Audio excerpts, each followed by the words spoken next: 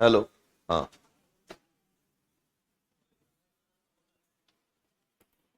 हाँ जी, आप खड़े होइए। समाधान में एस का मतलब क्या है? तो नहीं आया था तो मेरे पे एहसान किया है क्या? पढ़ाई तो तू ही करके आएगा। नहीं आया था, बड़ा तू ड्यूटी आता है साइन करने, नहीं आया था। हाँ, गुड, बैठ जाओ। आप खड़े हो, आपको कह रहा हूं। हाँ, समाधान किससे संबंधित है?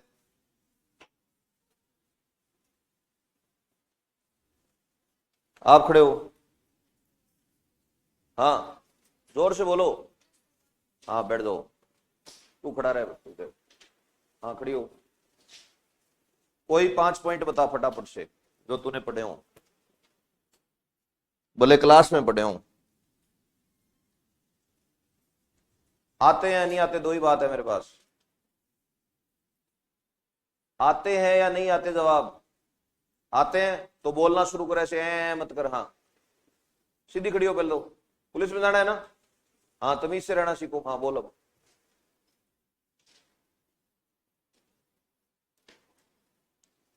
परसों परले दिन क्लास हुई थी, 2 घंटे बोल के गया था क्या मैं? तू थी क्लास में? लिखा था। कितने पेज भरे हैं? 5। 5 पेज में से 5 पॉइंट नहीं बता सकती तू? बोलना शुरू कर। इंटरव्यू में क्या बोलेगी फिर वहां जाके? क्या क्या क्या करेगी ऐसे?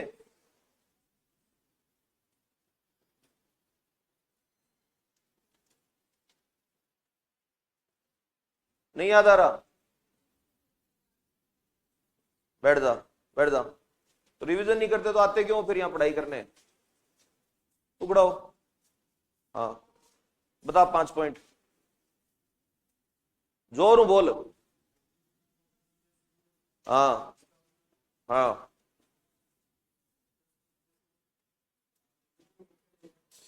ठीक है। जोर से बोल, फिर आवाज आनी बंद हो गई तेरी। ठीक है। चल बैठ जा। तू खड़े हो। हाँ, राज्य रक्षा मंत्री कौन है देश का? हाँ, अच्छा, राज्य रक्षा मंत्री।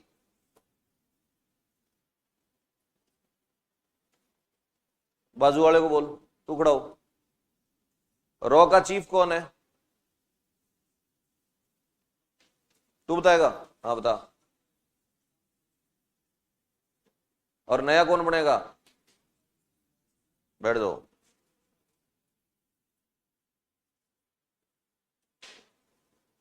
तू खड़ा हो। थल सेना का अध्यक्ष कौन है? सीधा खड़े हो बना दो। हाँ,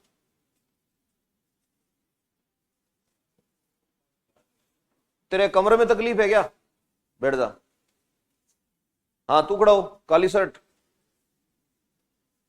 कॉपी में नहीं मिलेगा ये जो पूछ रहा हूं, ये वायुसेना का अध्यक्ष।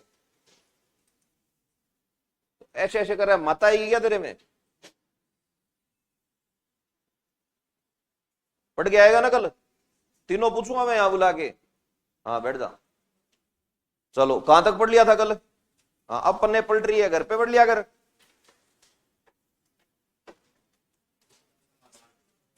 ISI, इंटर सर्विस इंटेलिजेंस तक हो गया था। चलो, तो आंतरिक सुरक्षा की काफी सारी चीजें हमने देख ली। देख ली क्या? है ना? अब अपने को चलना है किस पर? भारत का क्या पढ़ना है? सुरक्षा ढांचा। तो डालो हेडिंग, भारत का सुरक्षा ढांचा। भारत का सुरक्षा ढांचा।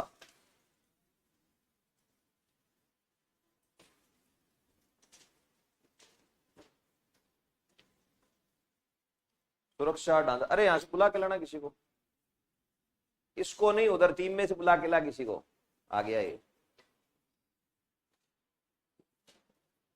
भारत का सुरक्षा ढांचा। तो देखो, भारत के सुरक्षा ढांचे की बात आते ही सबसे पहले सुरक्षा की बात जब आए तो आपको पता होना चाहिए सबसे ऊपर कौन बैठता है?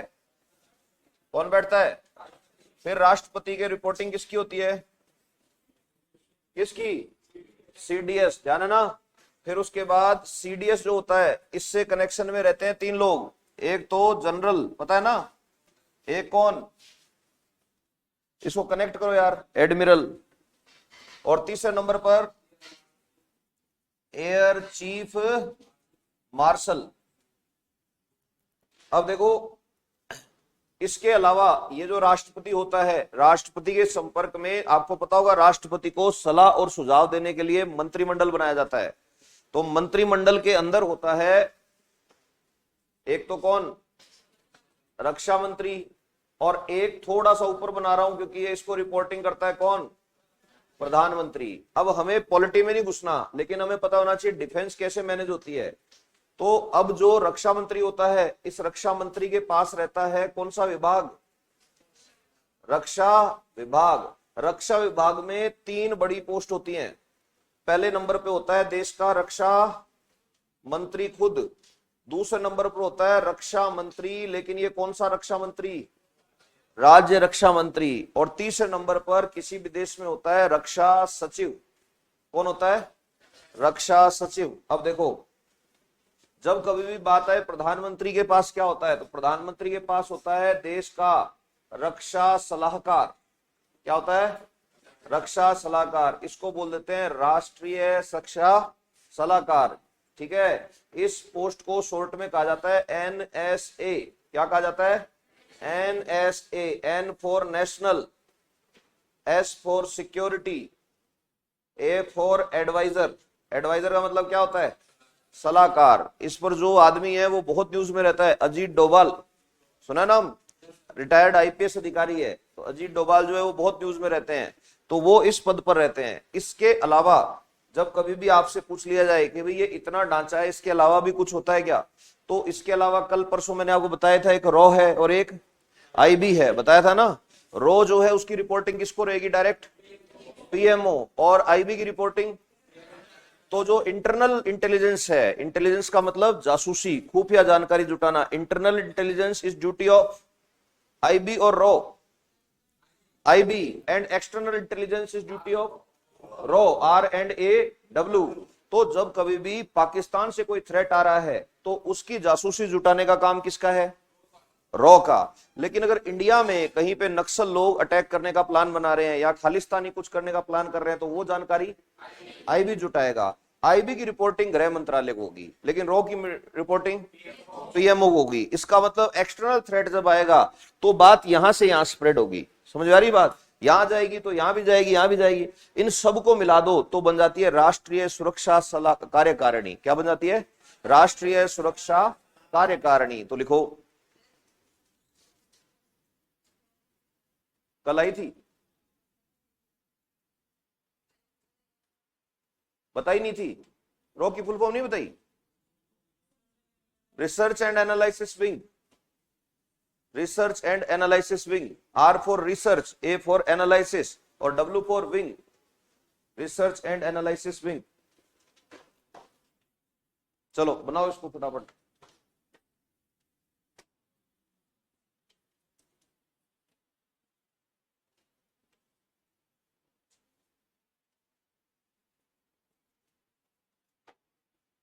क्या चेंज किया है क्या, ये वाला है, क्यों, ये क्यों नहीं है,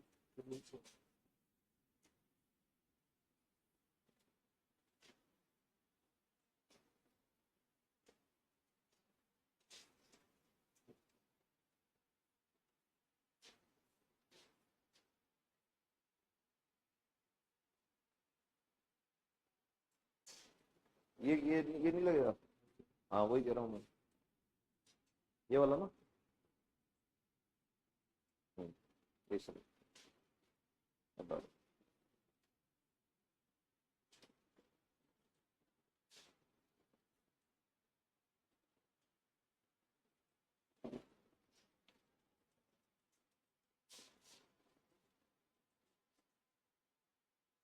हो गया।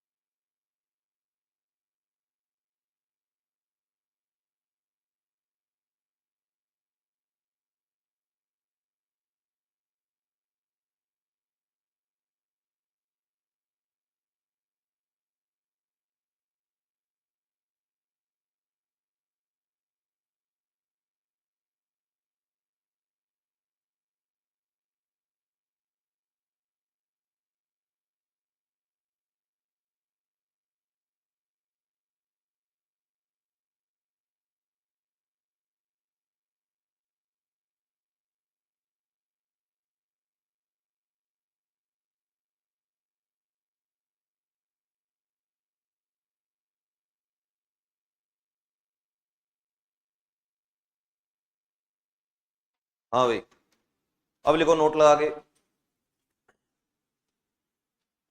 भारत में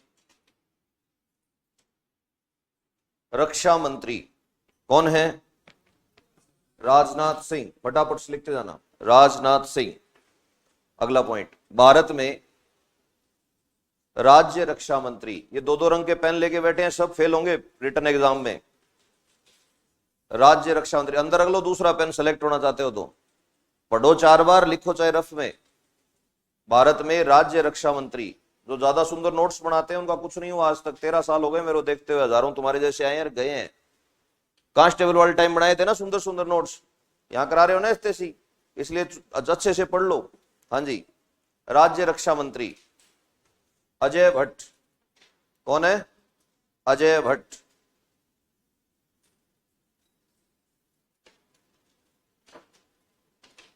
अगला, रक्षा सचिव। रक्षा सचिव, अभी तो मैंने मेरे से कर लिया इसको, लेकिन हो नहीं रहा है। रक्षा सचिव श्री गिरधर अरमानी। श्री गिरधर अरमाने। श्री गिरधर अरमाने। श्री गिरधर अरमाने। अगला, भारत में सीडीएस। सीडीएस कौन है? जनरल अनिल चौहान। जनरल अनिल चौहान। तेरी ऐसा ही जैसे पेपर में ही नींद उड़ रखी है, वो जनरल है, वो तमीज से तो बोल। अनिल चौहान कितना इंटेलिजेंट आदमी रहा होगा, कुछ अंदाजा है? अगला, भारत में सेना अध्यक्ष। सेना अध्यक्ष कौन है? सुना है? जनरल पांडे। हाँ, सेना अध्यक्ष कौन है? लिखिए, जनरल मनोज पांडे। नोट ले लिखना, भारतीय सेना में कमांड सिस्टम चलता है। क्या चलता है? Command system. सुना है कमांड सिस्टम? क्या होता है कमांड सिस्टम? कमांड सिस्टम क्या बोलता है कि जो सेना है, उस सेना की छोटे छोटे टुकड़े कर देंगे हम। हर टुकड़े को क्या नाम देंगे? एक कमांड। एक टुकड़ा मतलब एक कमांड। आप तो चलो पढ़े लिखे बच्चे हो, मेहनत करते हो, ऐसे बोझ हैं धरती पे, तैयारी करनी है एसआई की, सपने देखे आरएएस के, और ये नहीं ध्यान कमांड कितनी है भारतीय सेना में। बोझ ही है वो धरती के, नहीं है क्या? सब तो तुम्हारी तरह नॉलेजेबल नहीं होते, तो फटाक से बता दो कितनी कमांड है। तो लिखो, भारतीय सेना में डैश लगा के number 1 central command. Central command. अब तुम्हें भी ध्यान है, सवाल ये नहीं पूछेगा अभी कमांड कौन सी है, सवाल पूछते हैं इसके मुख्यालय का, पूछते हैं ना। तो सेंट्रल कमांड का मुख्यालय कहां है? बिल्कुल सही बोल रही है पूरी class, Lucknow. Lucknow. Number 2 eastern command. Eastern command. Eastern का मतलब क्या हुआ? कौन सी हुई ईस्टर्न? पूर्वी कमांड। Eastern command. मुख्यालय कहां होगा इसका? Kolkata. Kolkata. Number 3 northern command. Northern का मतलब उत्तरी command. Northern command Udhampur. Udhampur मेरे लिख के ला दे तो मैं कर लूंगा। उधमपुर। दक्षिणी कमांड। दक्षिणी कमांड, इसका हेडक्वार्टर है पुणे में, पुणे। नेक्स्ट पश्चिमी command, western command, western command change हो गया ना, मैं कह रहा था ना तेरे को, दिखा एक बार फिर से, ठीक है।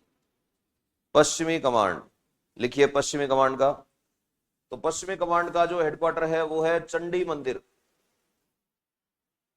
चंडी मंदिर। चंडी मंदिर पड़ता है पंचकुला में। पंचकुला कहां पड़ता है? हरियाणा में।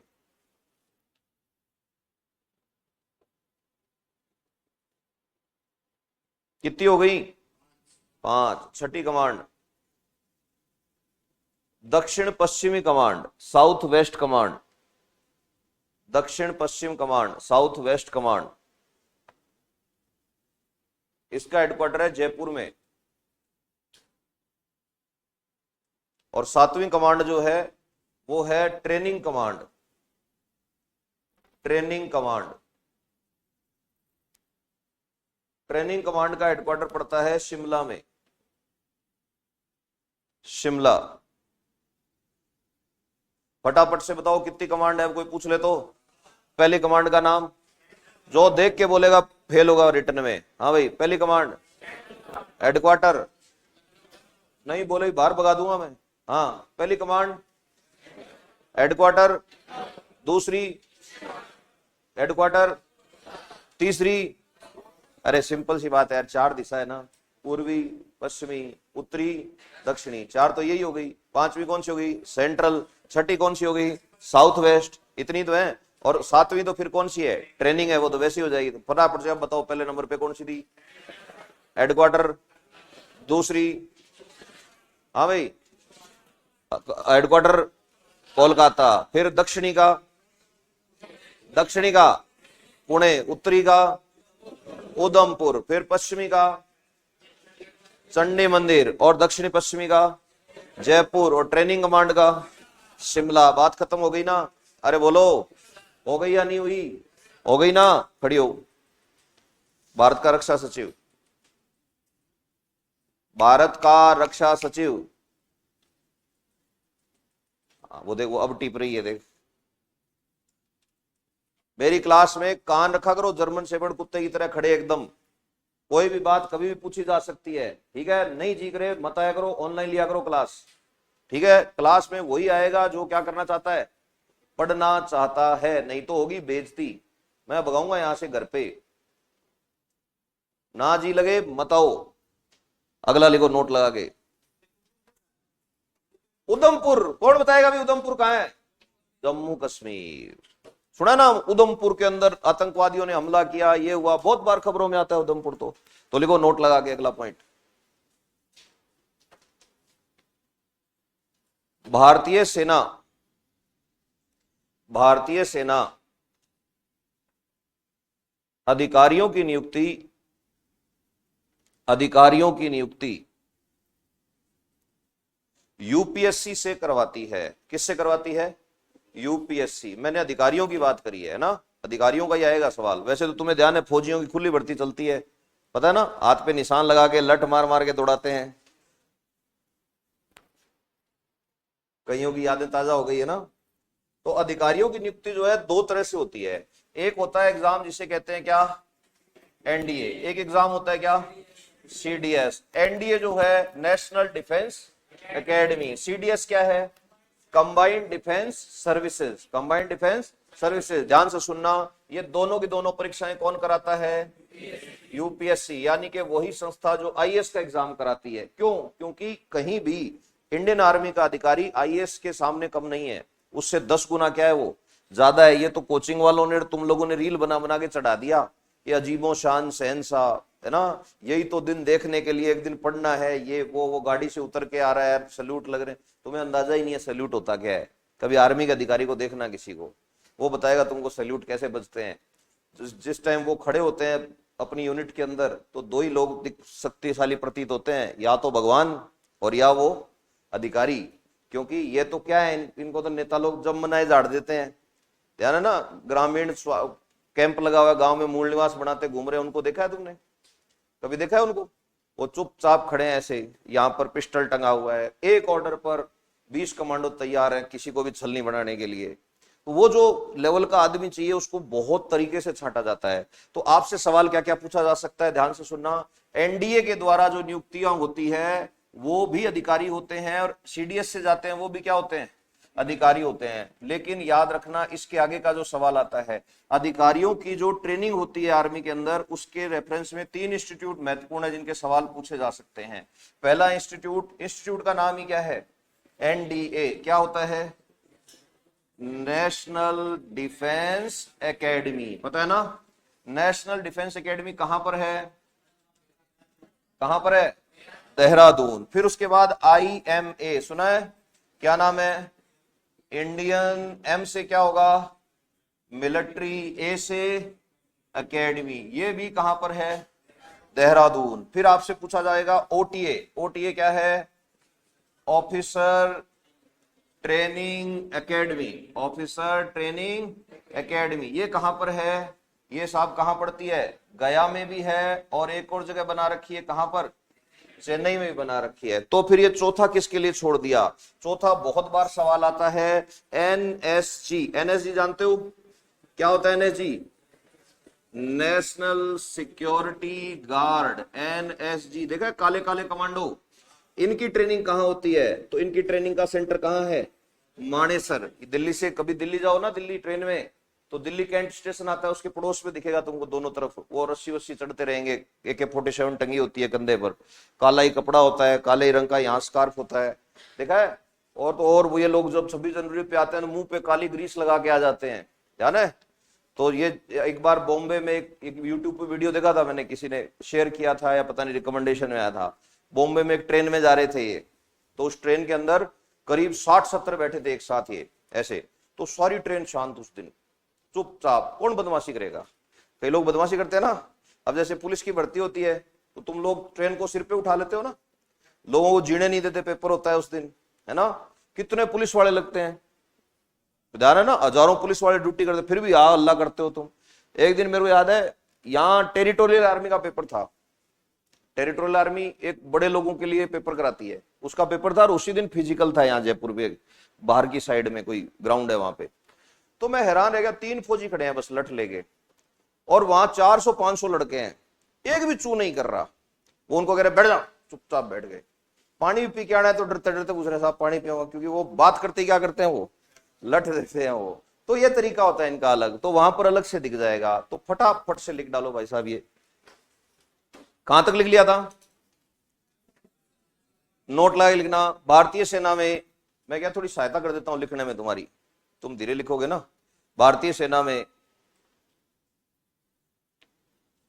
10+2 एंट्री, 10+2 एंट्री, 10+2 एंट्री किससे होगी, एनडीए से, एनडीए से, तथा ग्रेजुएशन एंट्री, ग्रेजुएशन एंट्री ये कौन करेगा, हाँ जी, सीडीएस की परीक्षा से ली जाती है, सीडीएस की परीक्षा से ली जाती है।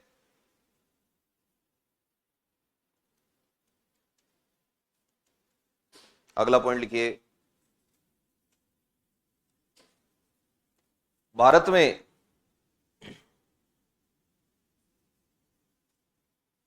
Number 1 Indian military academy, IMA, IMA Dehradun. Number 2 कौन सा है, NDA, क्या नाम है पूरा, national defence academy, national defence academy.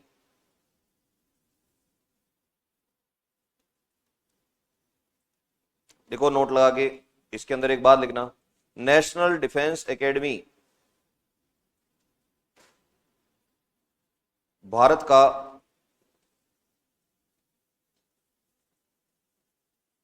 सबसे महत्वपूर्ण ट्रेनिंग संस्थान है, सबसे महत्वपूर्ण ट्रेनिंग संस्थान है।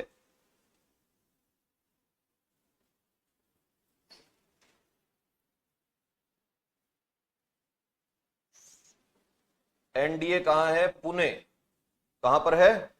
पुणे, नहीं देहरादून नहीं, पुणे। पुणे आईएमए है ना देहरादून, तो लिखिए पुणे। अगला तीसरा, ओटीए। क्या है OTA? Officer training academy. Officer training academy.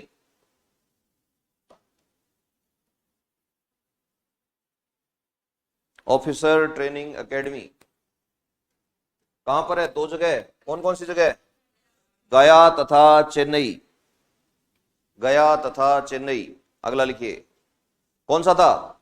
NSG, national security guard. National security guard. National security guard कहां पर है? मानेसर। मानेसर।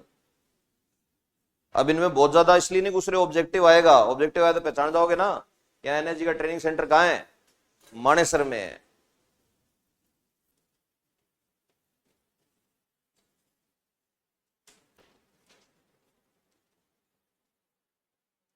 अब भारत सरकार ने क्या किया? जो रक्षा विभाग है, उस रक्षा विभाग के कर दिए टुकड़े। क्या कर दिए? इसके टुकड़े। तो रक्षा विभाग के टुकड़े जब किए तो लिखो रक्षा विभाग। रक्षा विभाग। ऐसे 5 पैर बना लो इसके, 1 2 3 4 5।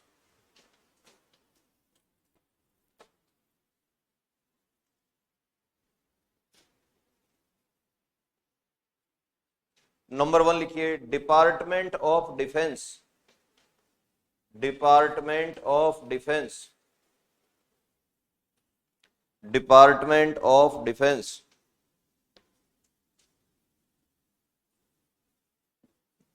नंबर 2 लिखिए, department of military affairs.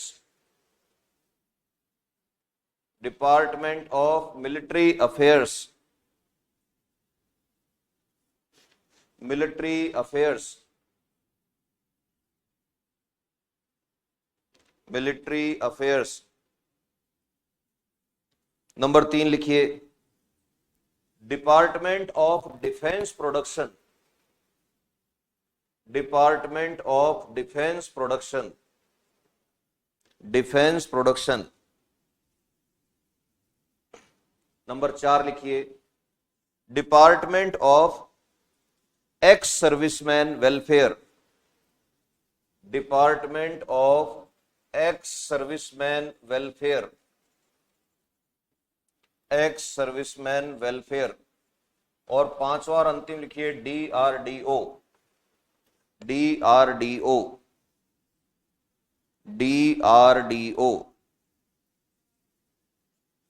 Defence research and development organisation. Defence research and development organisation, DRDO. सबसे पहले वाले का हिंदी में नाम लिखो, रक्षा मामलों का विभाग। रक्षा मामलों का विभाग।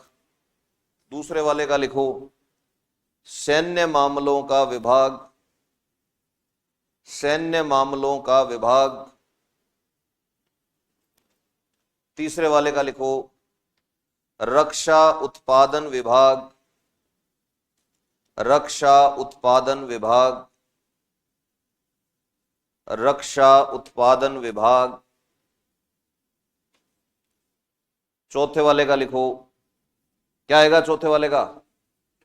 हाँ जी, रिटायर्ड सैन्य कर्मियों की देखरेख का विभाग।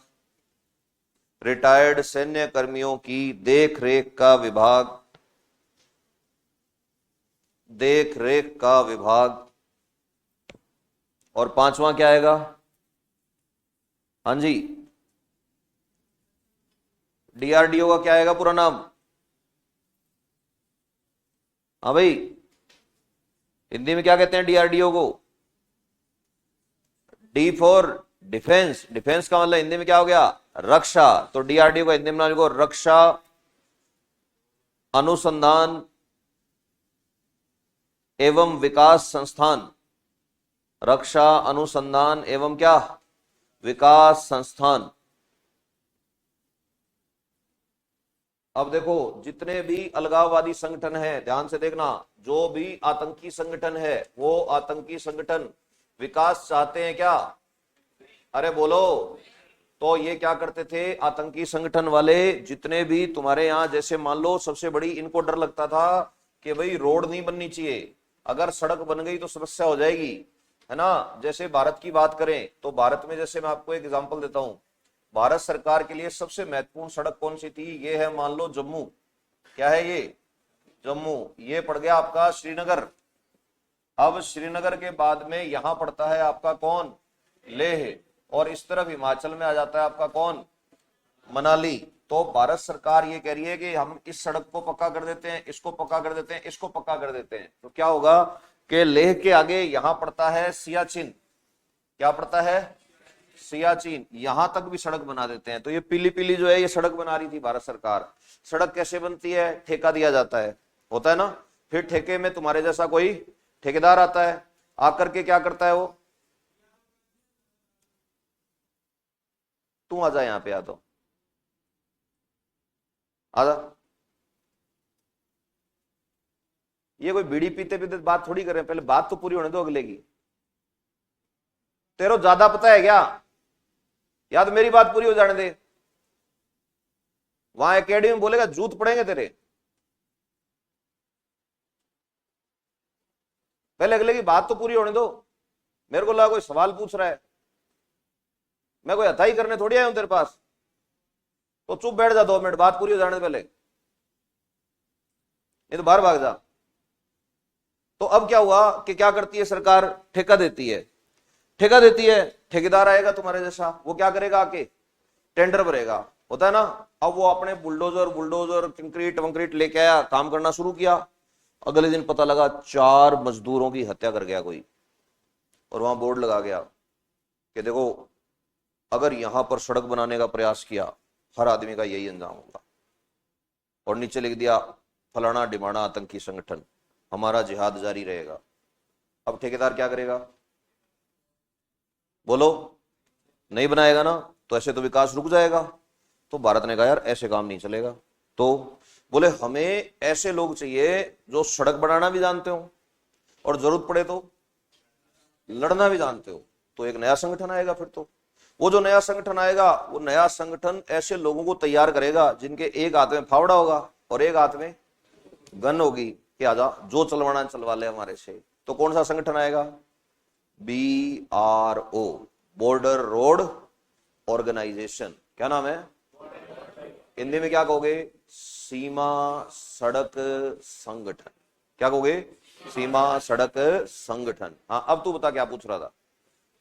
तो फिर बीच में बोलना जरूरी है? फिर बड़बड़ बड़ किए जा रहा है, बीच में बोलना जरूरी है? अगले की बात पूरी होने देना चाहिए ना पहले। अब ये बेइज्जती क्यों हुई? बीच में बोलने की वजह से।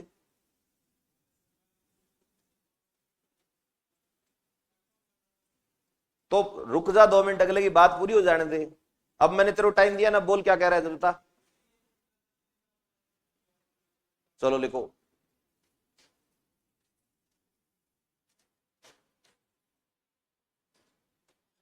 नोट लगा लेना। 1960 में 1960 में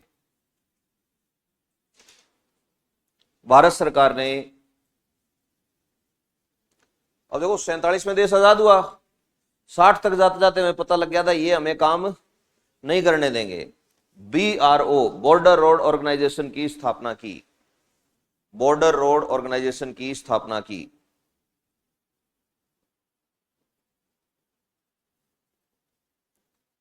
इसका मुख्य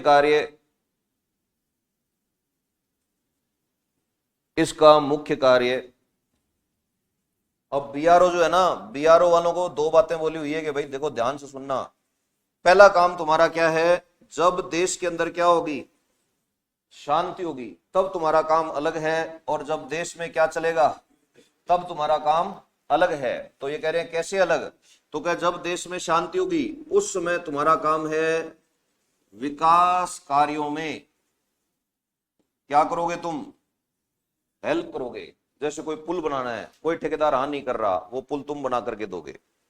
ठीक है, जैसे कोई सड़क बनानी है, कोई आदमी हाँ नहीं कर रहा, वो तुम बना करके दोगे। या हमने ऑर्डर दे दिया कि यहाँ हमें क्या चाहिए, एक सड़क चाहिए। अब तुम्हें ध्यान है गालवान घाटी, गालवान घाटी में भी सड़क बन रही है, ये बना देंगे तुम्हारे ये नगर निगम वाले ठेकेदार। इनको अगर बिठा के ले जाओ ना आर्मी वाले ट्रक में, वहां तक जाते जाते ही कहते हैं भाई साहब मैं ठेकेदार ही नहीं हूं।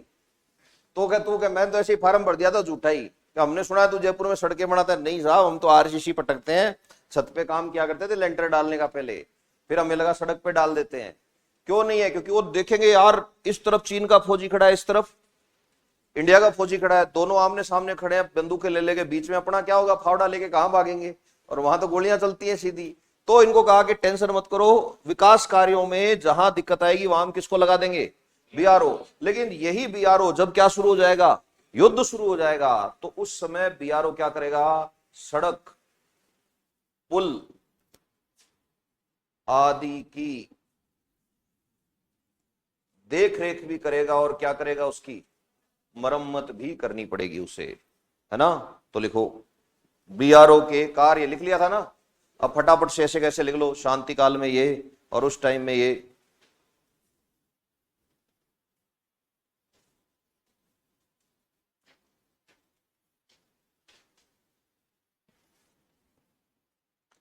अच्छा, ऑनलाइन वाले जो सवाल पूछते हैं, अगर ढंग का पूछोगे तो जवाब मिल जाएगा, फालतू पूछोगे तो मैं इग्नोर करता हूं।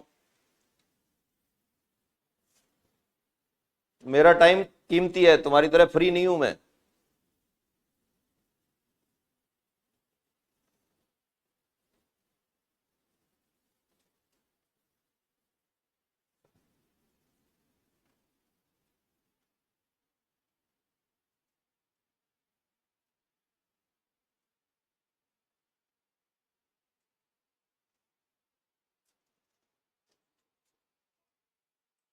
डन। लिखिए बीआरओ ने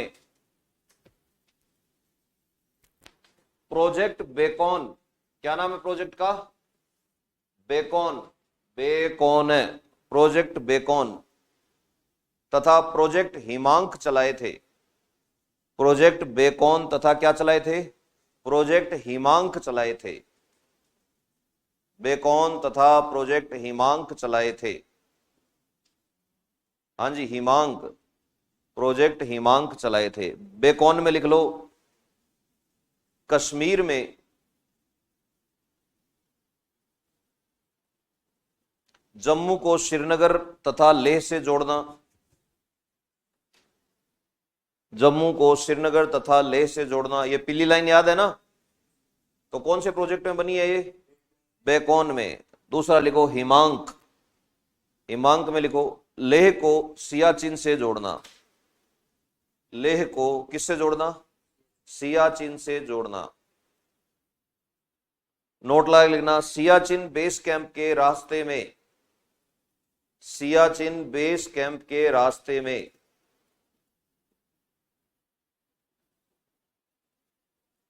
बीआरओ द्वारा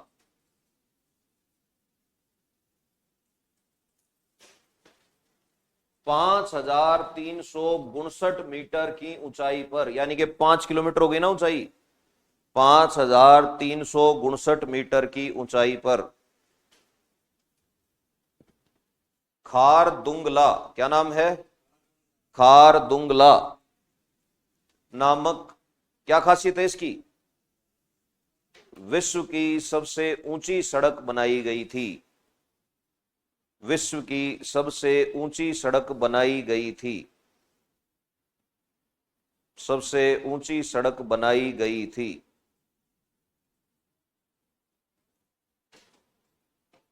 बनाई गई थी। हाँ भाई तू खड़ा हो, तू खड़ा हो फटाफट, कमांड बता आर्मी की फटाफट से। पहली कौन सी दी, सेंटर में, हेडक्वार्टर बोलता जाओ, जल्दी बोलो है। तू खड़ा हो फटाफट। हाँ हाँ, तू खड़ा होता जा आगे से आगे एक एक करके।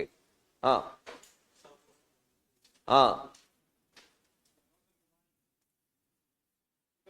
हाँ, नॉर्दर्न कमांड उधमपुर, तू खड़ी हो। हाँ, हेडक्वार्टर बता। आता है नहीं आता, दो ही बात है मेरे पास, नहीं आता। हाँ जयपुर बैठ जा। टुकड़ियों, हाँ अगली कमांड बता। चल ट्रेनिंग कमांड का हेडक्वार्टर बता। शिमला बैठ जा। टुकड़ियों, हाँ राज्य रक्षा मंत्री कौन है? राजनाथ सिंह। खड़ी रह गई इधर, याद आएगा अभी जब बताना। तेरे बैठने के लिए किसने कहा? हाँ चलो आगे लिखो, बैठ दो। ऐसे काम नहीं चलेगा, पढ़ाई करनी पड़ेगी, दिमाग एक्टिव रखना पड़ेगा। तुम लोग हो गए हो कामचोर, बैठ दो। क्यों? कोरोना में मारी है ऐश, है ना? शरीर पे दिमाग पे चढ़ गई चर्बी। क्या हुआ है? शरीर पर दिमाग पे चढ़ गई चर्बी। रोटी खाना बंद किया गया एक भी दिन? नहीं ना। पढ़ाई क्यों बंद करते हो? रोटी तो रोज टाइम से खाते हो ना, पढ़ाई क्यों नहीं करते टाइम से? चलो लिखो नोट लगा के। डीआरडीओ, डीआरडीओ सुना नाम के मुख्य कार्य।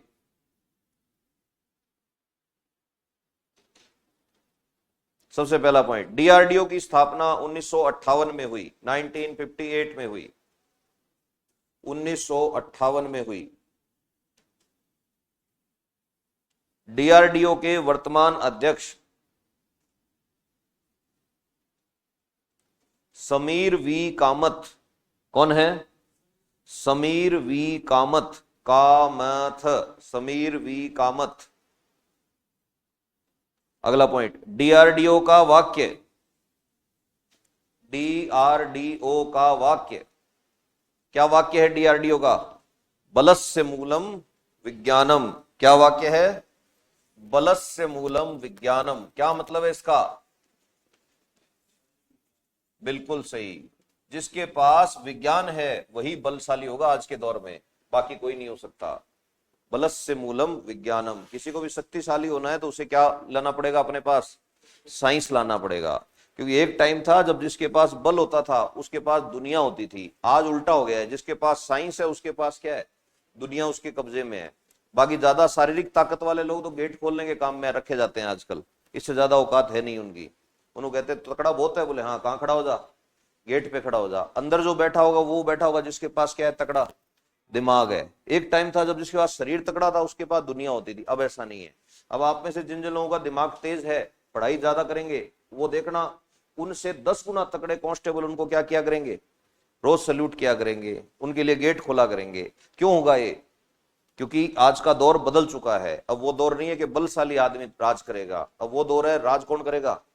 दिमाग है जिसके पास। तो 1958 में इन्होंने बता दिया था बलस्य मूलम विज्ञानम, जिसके पास विज्ञान होगा वो क्या होगा? बलशाली होगा। अब लिखिए डीआरडीओ, डीआरडीओ भारत के लिए हथियार विकसित करता है, कोमा कृषि, औषधि तथा अन्य क्षेत्रों में भी, कृषि, औषधि तथा अन्य क्षेत्रों में भी अपने वैज्ञानिकों द्वारा अनुसंधान करवाता है,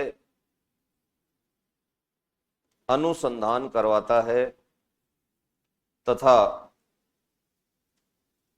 योगदान देता है, तथा क्या करता है? योगदान देता है।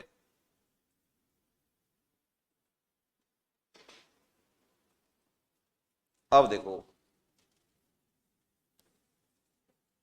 जैसे ही बात आती है किसकी? डिफेंस की, तो बात आ जाती है किसकी? मिसाइल की। सबसे पहली बात याद रखना, कोई भी मिसाइल होती है उस मिसाइल में 3 भाग होते हैं मुख्य रूप से। कितने भाग होते हैं? 3 भाग होते हैं। सबसे पहला भाग मिसाइल का जो होता है, जो सबसे महत्वपूर्ण भाग होता है, उसे कहा जाता है पेलोड। क्या कहा जाता है? पेलोड। पेलोड क्या होता है? पेलोड मिसाइल का क्या होता है? विस्फोटक होता है। तो जैसे एक मिसाइल, तुमको ऑप्शन दिया जाए, तुम्हारे सिर में एक मिसाइल मारूंगा जिसका पेलोड 1 किलो है, और तुम्हारे सिर में एक मिसाइल मारूंगा जिसका पेलोड ½ किलो है, तो कौन सी मरवाओगे? अरे कौन सी? कि यार आधा किलो वाली मार ले, ऑप्शन ही दो है, कोई शी नहीं, तीसरा ऑप्शन ही नहीं है, ऑप्शन ही दो है, तो क्या कहोगे? आधा किलो वाली मार ले। क्यों? क्योंकि मिसाइल बड़ी कितनी है इससे फर्क नहीं पड़ता, फर्क किससे पड़ता है? उसका पेलोड कितना है। धमाका कौन करेगा?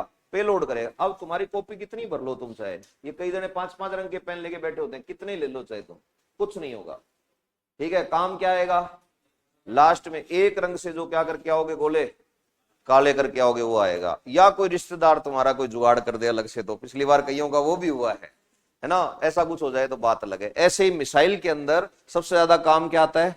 पेलोड काम में आता है। ये पेलोड विस्फोटक होता है। फिर उसके बाद दूसरे नंबर पर मिसाइल का जो पार्ट होता है, जो इससे बड़ा होता है, उसे कहा जाता है प्रोपेलेंट। क्या कहा जाता है? प्रोपेलेंट। प्रोपेलेंट जो होता है, प्रोपेलेंट की हिंदी होती है प्रणोदक। क्या होती है? प्रणोदक। ये क्या करता है? बिल्कुल सही, ये धक्का मारता है। धक्का मारना मतलब मिसाइल देखा वो 5000 किलोमीटर की रेंज है, तो 5000 किलोमीटर जाने में क्या मिसाइल का ये जलेगा क्या? कौन जलना चाहिए? ये। तो लेके तो 5000 किलोमीटर ये जाएगा, और फोड़ेगा कौन वहां जाके? अगला भाग विस्फोटक। तो 2 भाग हो गए। तो तीसरा भाग मिसाइल में क्या होगा? तीसरा भाग मिसाइल में कहीं भी फिट किया जा सकता है, हो सकता है यहां लगाओ, हो सकता है यहां लगाओ, हो सकता है यहां लगाओ। तो ये जो तीसरा भाग होगा, इसे कहा जाता है कंट्रोल यूनिट। क्या कहा जाता है? Control unit. कंट्रोल यूनिट का मतलब क्या? मिसाइल की नियंत्रण इकाई। वो इकाई जो क्या करती है? इसका नियंत्रण करती है कुछ काम का। अरे बोलो, फटाफट से बना लो।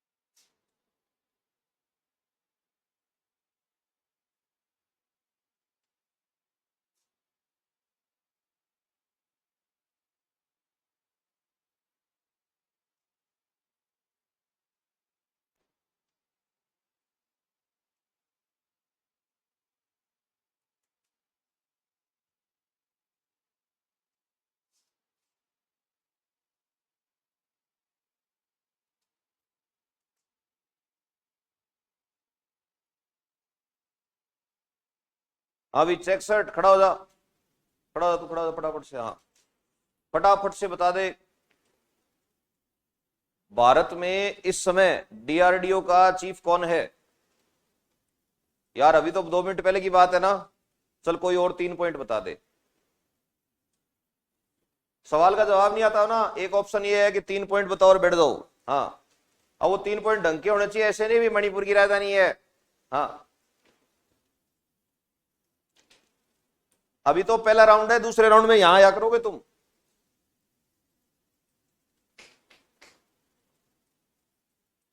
पॉइंट नंबर 1, क्या नाम है आपका? आंख बंद कर, अब इमेजिन कर, आंख बंद रख। अब इमेजिन कर अकेडमी में खड़ा है, कंधे पर सितारे लगवाने हैं ना? अरे लगवाने नहीं लगवाने? बता फिर। अब पहला पॉइंट,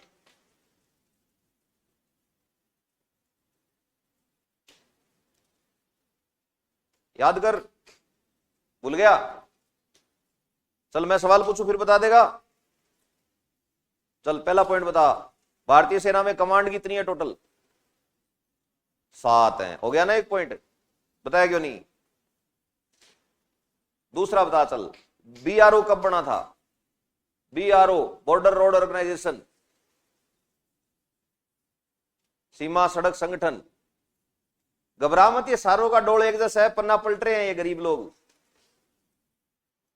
कोला ले लो, बाहर भीख मांग लो। हाँ भाई, 1900। हाँ देख के 60। हाँ भाई। तीसरा, प्रोजेक्ट बेकॉन क्या है? कश्मीर में क्या बनी थी? सड़कें बनी थी। बैठ जा, अलर्ट रहो, अलर्ट। अलर्ट नहीं रहोगे मार दिए जाओगे, मुठभेड़ में हो तुम, किसी भी समय गोली आ सकती है ना? चलो लिखो नोट लगा के। मिसाइल 2 प्रकार की होती हैं, मिसाइल कितने प्रकार की होती हैं? 2 प्रकार की होती हैं। कौन कौन सी होती हैं? इसका मतलब ये हुआ कि किसी ने कोचिंग भी करी है पहले, तो उसने भाई साहब साइंस में छोटी हड्डी और बड़ी हड्डी में मस्ती मारी लगता है ना। यहाँ यही समस्या है छोटी मंडियों में, दूसरी कोचिंगों में यही चल रहा है, छोटी हड्डी और बड़ी हड्डी। आरबीसी का जीवन काल 120 दिन, लिखो और खुश हो जाओ। पता ही नहीं लगेगा, ये आरएस का सिलेबस है, धुल जाओगे अगर नहीं पढ़ोगे तो ढंग से। तो ध्यान सुनना, मिसाइल 2 प्रकार की होती है। बोलो कौन कौन सी? बिल्कुल सही बोल रही है पूरी क्लास, यही तो बोलना चाह रहे थे ना। एक तो कौन सी? Ballistic missile. कौन सी मिसाइल? Ballistic missile. और दूसरी कौन सी मिसाइल?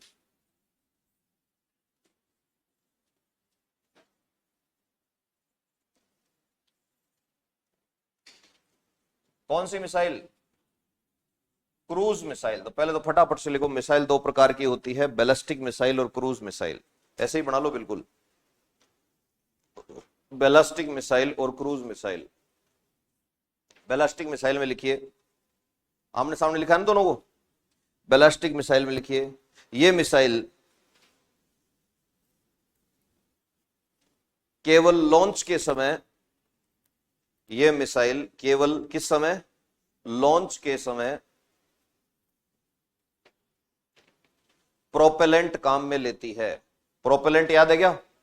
यह मिसाइल केवल लॉन्च के समय प्रोपेलेंट क्या करती है? काम में लेती है। दूसरा पॉइंट लिखो इसी में ही, रेंज अधिक होती है। रेंज अधिक होती है। तीसरा पॉइंट लिखो इसी में ही, मारक क्षमता अधिक होती है। चौथा पॉइंट लिखो इसी में ही, एक्यूरेसी कम होती है। एक्यूरेसी जानते हो ना? एक्यूरेसी जानते हो ना?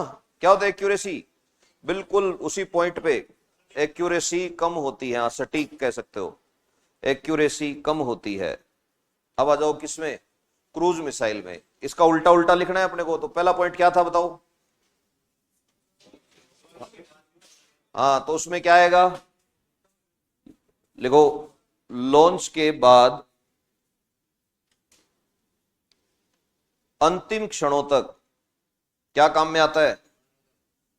प्रोपेलेंट काम आता है। प्रोपेलेंट काम आता है। दूसरा क्या आएगा बताओ? रेंज कम होती है। गुड। तीसरा क्या आएगा? मारक क्षमता कम होती है। तो ज्यादा फिर क्या होगा इनका?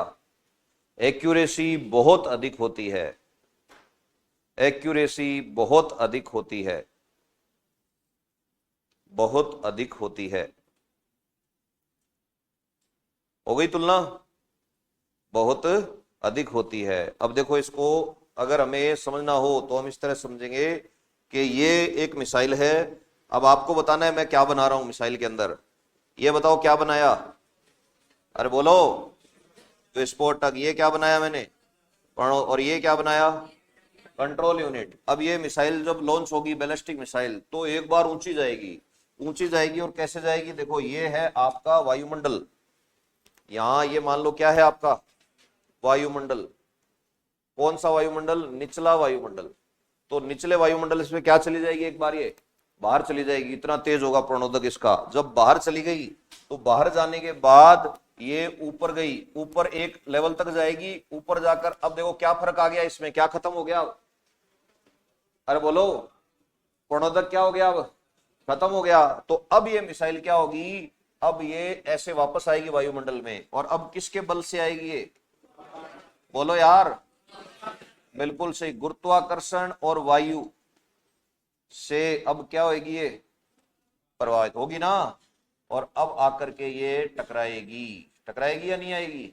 और तब क्या होगा? इसमें विस्फोट होगा। तो एक बार तुमने लॉन्च कर दी, उसके बाद लोकेशन चेंज कर सकते हो क्या इसकी? फिर तो ये वैसे होगी जैसे दिवाली की आतिशबाजी छोड़ते हो ना, वो एक बार जाएगी जाएगी, उसकी मर्जी है। तो ऊपर भेजना तुम्हारे हाथ में, कहां जाके टकराएगी ये तुम्हारे हाथ में नहीं होगा। जो क्रूज मिसाइल होगी उसका देखो क्या फर्क होगा लॉन्च का।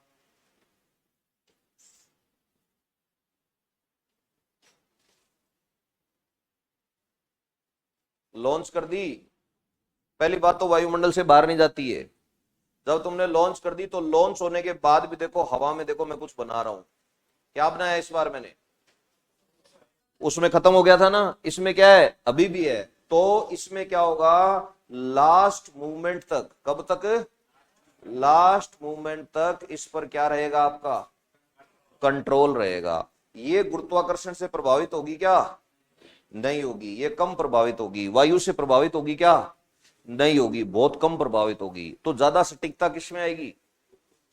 क्रूज मिसाइल में। लेकिन ज्यादा विनाश कौन करेगी? तो अगर हमारे दिमाग में ऐसा हो, क्या नाम है तेरा, कि विक्रम की खोपड़ी फोड़ दी है, तो मैं कौन सी चलाऊंगा? क्रूज। और अगर ऐसा सारे एक जैसे हैं, कोई मरे मेरे को क्या लेना है, तो कौन सी छोड़ूंगा? फूटेगी तो सही ना, किसी के सिर में फूटे, अपने को क्या लेना है? विक्रम जाए चाहे सतीश जाए चाहे कोई सोनिया जाए, है ना। तो ये जो है ये फर्क है किसमें? क्रूज मिसाइल में और बैलिस्टिक मिसाइल में। अब एक सवाल पूछा गया था अभी थोड़े टाइम पहले, तो एक एक उदाहरण तो पता होना चाहिए ना, बाकी तो अपन देखते जाएंगे। तो बैलिस्टिक मिसाइल के अंदर याद रखना, भारत की सबसे शक्तिशाली जो बैलिस्टिक मिसाइल है वो है इस टाइम आपकी, कौन है? अग्नि 5। कौन है? अग्नि 5। और जो क्रूज मिसाइल है इसमें सबसे पावरफुल मिसाइल इस टाइम आपके पास कौन सी है? ब्रह्मोस। सुना होगा ना, कौन सी है? ब्रह्मोस। BRAHMOS, ब्रा, BRA, ब्राह। जो ब्राह शब्द आया ये किससे है? ब्रह्मपुत्र से। मोस शब्द कहां से लिया है? मोस्कोव से। मोस्कोव नदी कहां की है? रूस की। ब्रह्मपुत्र कहां की है? इंडिया की है। एक और चीज सुनो, जो बैलिस्टिक मिसाइल होगी उसका फिक्स होगा, सतह से सतह पर मारेगी, सतह से हवा में मारेगी, हवा से हवा में मारेगी, इस तरह से आता है ना। क्रूज मिसाइल में ऐसा नहीं होता। क्रूज मिसाइल को किसी से भी किसी पर भी चला सकता हूं मैं, यानी हवा से हवा में मार लूं, हवा से जमीन पर मार लूं, हवा से पानी में मार लूं, या फिर कहीं भी मार लूं मैं इसको, कहीं भी। तो क्रूज मिसाइल की एक पावर ये होती है कि इसको कहीं से भी लॉन्च किया जा सकता है और इसे कहीं भी मारा जा सकता है। बैलिस्टिक में क्या दिक्कत है कि तुमने अगर सतह से सतह बनाई है तो वो क्या काम आएगी? सतह से सतह ही आएगी। आता है ना। तो कभी भी सवाल आ जाए कि कौन सी मिसाइल सतह से सतह पर मारती है, आते हैं ना ऐसे सवाल, तो याद रखना वो क्रूज होगी या बैलिस्टिक होगी? बैलिस्टिक होगी। और अगर क्रूज पढ़ रहे हो तो उसमें ये सवाल पूछोगे कि आप मेरे से सर ये सतह सतह पर मारती है क्या? तो मैं अगर ब्रह्मोस पढ़ा रहा हूं और पढ़ाते टाइम कह रहा हूं ब्रह्मोस और सिर्फ रेंज लिखा के छोड़ दी, तो ये पूछोगे क्या कि ये कहां से कहां मारती है? क्यों नहीं पूछोगे? क्योंकि वो कैसी मिसाइल है? क्रूज मिसाइल है। कैसी मिसाइल है? क्रूज मिसाइल है। ये काम का है क्या? अरे बोलो। ये 2 मिनट रहेगा सिर्फ। कितनी देर रहेगा? 2 मिनट। उसके बाद ये गायब हो जाएगा स्वतः ही। समय शुरू होता है अब। आप तो उस बैच के हो ना? आप भी उस बैच के हो? और स्कैन करने दो मेरे को।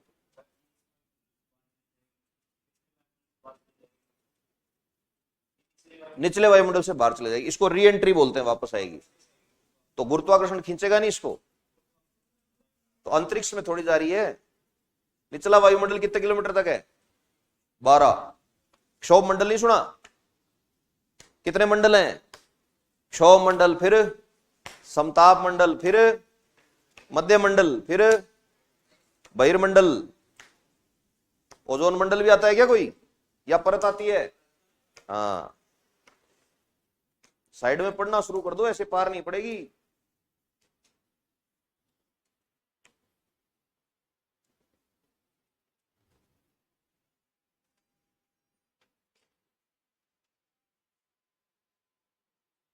सर आपका पढ़ाने का अंदाज ही निराला है। ये तो बुरा मान रखे हैं इनके, तो ये हो रखा है ऐसे कैसे बात करता है मास्टर। और इलाज ही नहीं है भाई तुम्हें पढ़ाने का। तुम्हारा बैच बिगड़ जाएगा। इनसे पूछो, इनके बैचों की एसटीसी हो गई थी, 2-3 बैच के पुराने बच्चे बैठे, उनके बैच को बिगाड़ा ही ये मस्ती करने वालों ने है।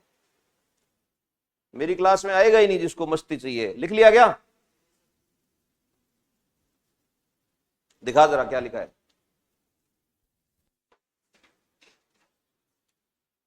खड़ा हो, बाहर भाग जा।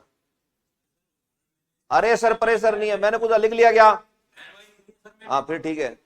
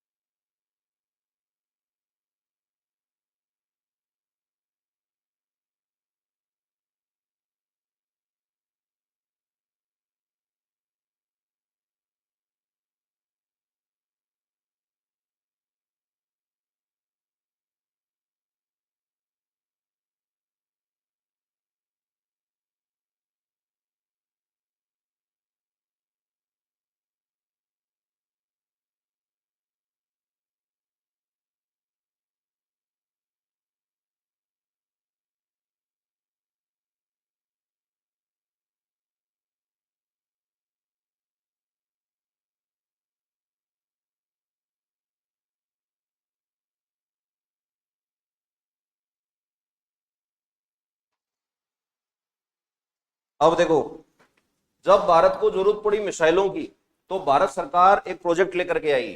प्रोजेक्ट का नाम था IGMDP। क्या नाम था? IGMDP। बोलो आई फोर, जोर से बोलो, जोर से बोलो। अरे तो धीरे क्यों बोल रहे हो, जोर से बोलो। तो लिखो IGMDP, हेडिंग डालो IGMDP। IGMDP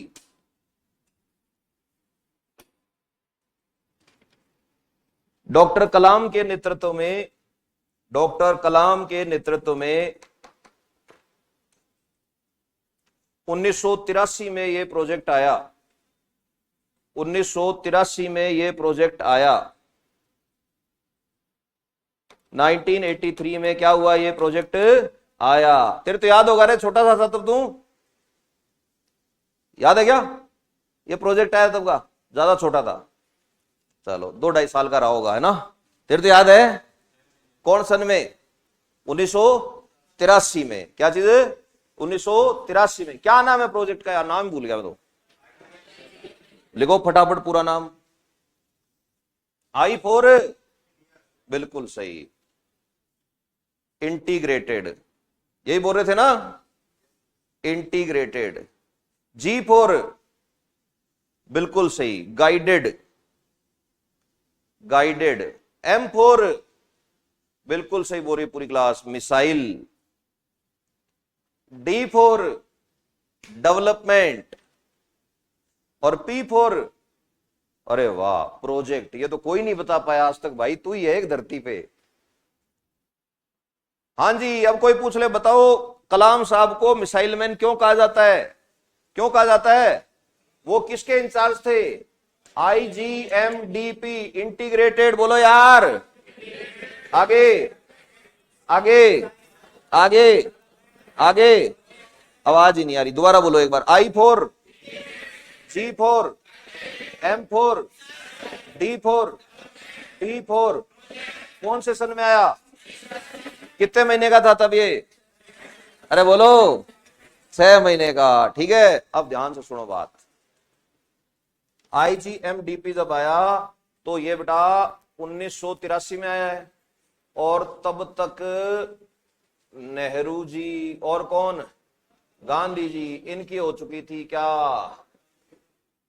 रवानगी, जा चुके थे ना ये। इनकी रवानगी हुई तो इनकी रवानगी के साथ साथ एक चीज और रवाना हो गई, क्या कि हमें तो क्या चाहिए, शांति। हम तो क्या लाएंगे, अहिंसा। एक और नुकसान हो चुका था नेहरू जी के हिंदू चीनी भाई भाई के चक्कर में, भारत का ये वाला हिस्सा किसके पास जा चुका था, चीन के पास। हम बुरी तरह लड़ाई हार चुके थे। एक और नुकसान हो चुका था, पाकिस्तान से हम 2 युद्ध प्रत्यक्ष और 1 युद्ध अप्रत्यक्ष लड़ चुके थे। एक और नुकसान हो चुका था, हमें यह समझ आ चुका था कि अमेरिका हमारी मदद नहीं करेगा। अमेरिका के साथ पाकिस्तान ने संधि कर ली थी। हुआ क्या था, जब देश आजाद हुआ, कौन से सन में, 1947 में, है ना, याद है, छोटा सा था तुम, कौन सन की बात है, ज्यादा छोटा था, ठीक है। तो जब देश आजाद हुआ उस समय बेटा 2 गुट थे दुनिया में, एक था ये दोनों भारत को कहते हैं आ जाओ हमारे साथ मिल जाओ। तो नेहरू जी जो थे वो कह रहे हैं कि नहीं, हम दोनों के साथ ही नहीं मिलेंगे, तो कि हम तो अलग ही रहेंगे। एक ऐसे कि हम एक अलग ही गुट बनाएंगे, उस गुट का नाम होगा नाम। क्या नाम होगा, नाम, नॉन अलाइन मूवमेंट, गुट निरपेक्ष नीति लाए नेहरू जी। अब नेहरू जी की इस नीति को बहुत बढ़ा चढ़ा करके पढ़ाया जाता है किताबों में, लेकिन डिफेंस के हिसाब से देखो तो समझ आएगा यार गड़बड़ तो हुई थी उस टाइम। तो अब क्या हुआ, वो जो गुट निरपेक्ष नीति थी, उस गुट निरपेक्ष नीति के तहत ना आप यूएसए की साइड गए, ना आप रसिया की साइड गए, बोले हम तो दोनों में से किसी की साइड नहीं जाएंगे। थोड़े दिन बाद 1955 के अंदर बगदाद में एक मीटिंग होती है, और उस मीटिंग के बाद पाकिस्तान किससे हाथ मिला लेता है, यूएसए से, कि मैं तेरे गुट में हूं। जैसे ही पाकिस्तान यूएसए गुट में चला गया तो पाकिस्तान को डीआरडीओ की जरूरत पड़ेगी क्या, अब हथियार कौन देगा उसे, अमेरिका देगा। इसीलिए तुम जब भी पढ़ते हो ना तो आप देखना हर एडवांस हथियार पाकिस्तान के पास है। उसके पास सबसे तकड़े लड़ाकू विमान है F-16। कौन से, किसने दिए, अमेरिका ने। उन जाइलों को तो कुछ नहीं आता, रेडियो ठीक करना नहीं आता उनको, लेकिन किसने दी उसको इतनी पावर, अमेरिका ने। क्यों दी, क्योंकि वो जाके उसके गुट में शामिल हो गया, किसके, अमेरिका के गुट में। तो हमें बहुत नुकसान उठाना पड़ा इस चीज का। तो लास्ट में जाते जाते हमें समझ आ गया था कि अमेरिका हमारी मदद नहीं करेगा, रूस भी हमारी मदद नहीं करने वाला। क्यों नहीं करने वाला, किसी के गुट में ही नहीं गए हम। और फिर नाटो बन रहा था उस टाइम भी, भारत ने कहा कि हम तो इसमें शामिल नहीं होंगे, तो कहीं शामिल नहीं होंगे हम। तो लास्ट में जाकर तुमको खुद का बनाना पड़ा क्या, ये प्रोजेक्ट। अब ये प्रोजेक्ट इसलिए भी बन गया कि तब तक ये नेहरूवादी नीतियां, गांधीवादी नीतियां पता लगा था, किताबों में अच्छी लगती है। अब जैसे मेरे को कोई कहे शांति, प्यार करना चाहिए, मैं तो बिल्कुल करता हूं प्यार में बच्चों को, लेकिन ऐसा प्यार किस काम का जो जहर बन जाए। अब आज हो सकता है जहरीले लगे मेरे बोल, लेकिन वो तुम्हारे भविष्य के लिए क्या है, अच्छे हैं वो। क्यों, कि टिक के पढ़ लोगे, नहीं तो हा हा हु में तो आज तक टाइम खराब हुआ ही है। तो ऐसे ही उस टाइम बहुत अच्छे लगते थे कि एक थप्पड़ मारे तो क्या करो, दूसरा गाल आगे कर दो। व्यवहारिकता में आज यूक्रेन के साथ क्या हो रहा है, 1.5 साल से, एक थप्पड़ पड़ा उसने क्या किया, दूसरा गाल किया ना। कितने साल हो गए थप्पड़ पड़ते हुए, 1.5 साल हो गया।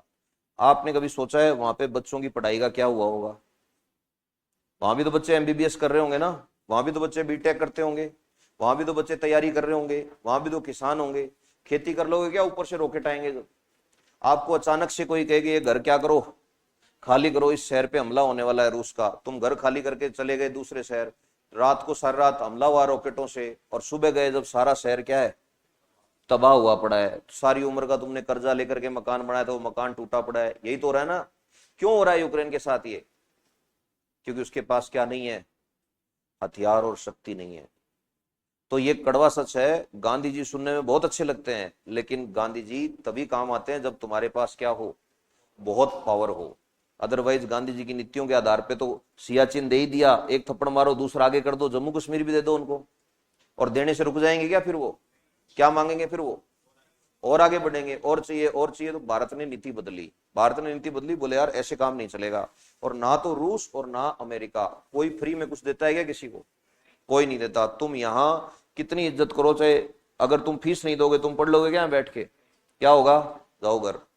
क्यों, बोले तुम्हें चाहिए नौकरी, हमें चाहिए क्या, पैसा, उसी से व्यवस्था चलती है। तो इस दुनिया में फ्री में तो कुछ आता ही नहीं। तो जब अमेरिका और रशिया फ्री में आपकी मदद ही नहीं कर रहे तो वो आपको अच्छे हथियार देंगे क्या। उन्होंने ना सिर्फ आपको हथियार देने पर रोक लगाई, बल्कि उन्होंने ऐसी ऐसी व्यवस्थाएं बना दी कि आप हथियार ले ही नहीं सकते किसी से। तो ऐसी सिचुएशंस में जब देश फंस गया, उस टाइम देश को बचाने के लिए आता है मियां अब्दुल कलाम। कौन आता है, एपीजे अब्दुल कलाम। ये जो मियाँ जी थे, इनके नाम पर एक बार तालियां बजानी है, क्योंकि इन्होंने शादी छोड़ दी थी अपनी मिसाइल प्रोजेक्ट के लिए। सच में इनका, अब्दुल कलाम साहब का निकाह हो रहा था। इनका क्या हो रहा था? निकाह हो रहा था। इनकी शादी, निकाह जानते हो ना मुसलमानों में शादी, तो निकाह के टाइम इनको एक प्रोजेक्ट मिला हुआ था। तो इन्होंने कहा कि साहब मैं इस प्रोजेक्ट में इतना रम चुका हूं कि मुझे अब शादी ब्याह से कोई मतलब नहीं है। और गजब की बात, इनकी जब मृत्यु होती है तो सारे रिश्तेदार पहुंच गए गाड़ी किराए पे कर करके। क्यों पहुंच गए? मिलने के लिए। डेड बॉडी से मिलना था क्या उन्हें? तो आगे पीछे कोई है ही नहीं। और बंदा किस पद पर रहा है? राष्ट्रपति, डीआरडीओ में साइंटिस्ट था। तो इसका मतलब खूब सारा क्या कमाया होगा? पैसा कमाया होगा। कौन लेगा? तो कोई भतीजा, कोई कह रहा है मैं भांजा हूं, कोई कह रहा है मैं इसकी बुआ का पोता हूं, है ना। तुम नहीं बन जाते जैसे रिश्तेदार के रिश्तेदार कोई डंकी पोस्ट पे होता है। तो पहुंच गए। अब जैसे ही वहां पहुंचे, वकील खड़ा था। बोले हाँ भाई साहब, क्या हम? अच्छा रिश्तेदार आप हो? बोले हाँ। कितने हैं? तो उन्होंने गिन के बताया 11 जने हैं। तो कहे आओ। वसीयत खोली। वसीयत खोली तो वसीयत में पहली चीज क्या लिख के गया है मियाँ? पहली बात लिख के गया कि मेरी मृत्यु के बाद मेरे शरीर को दिल्ली में मत दफनाना।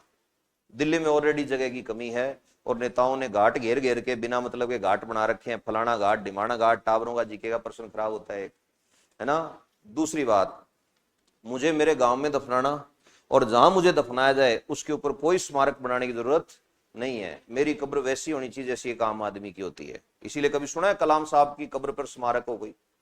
फिर तीसरी गजब की बात, मैंने मेरे वेतन की सारी राशि आर्मी वेलफेयर फंड में दान कर दी है ना। मेरे पास एक पुराना टीवी है जो मेरे भांजे को दे दिया जाए।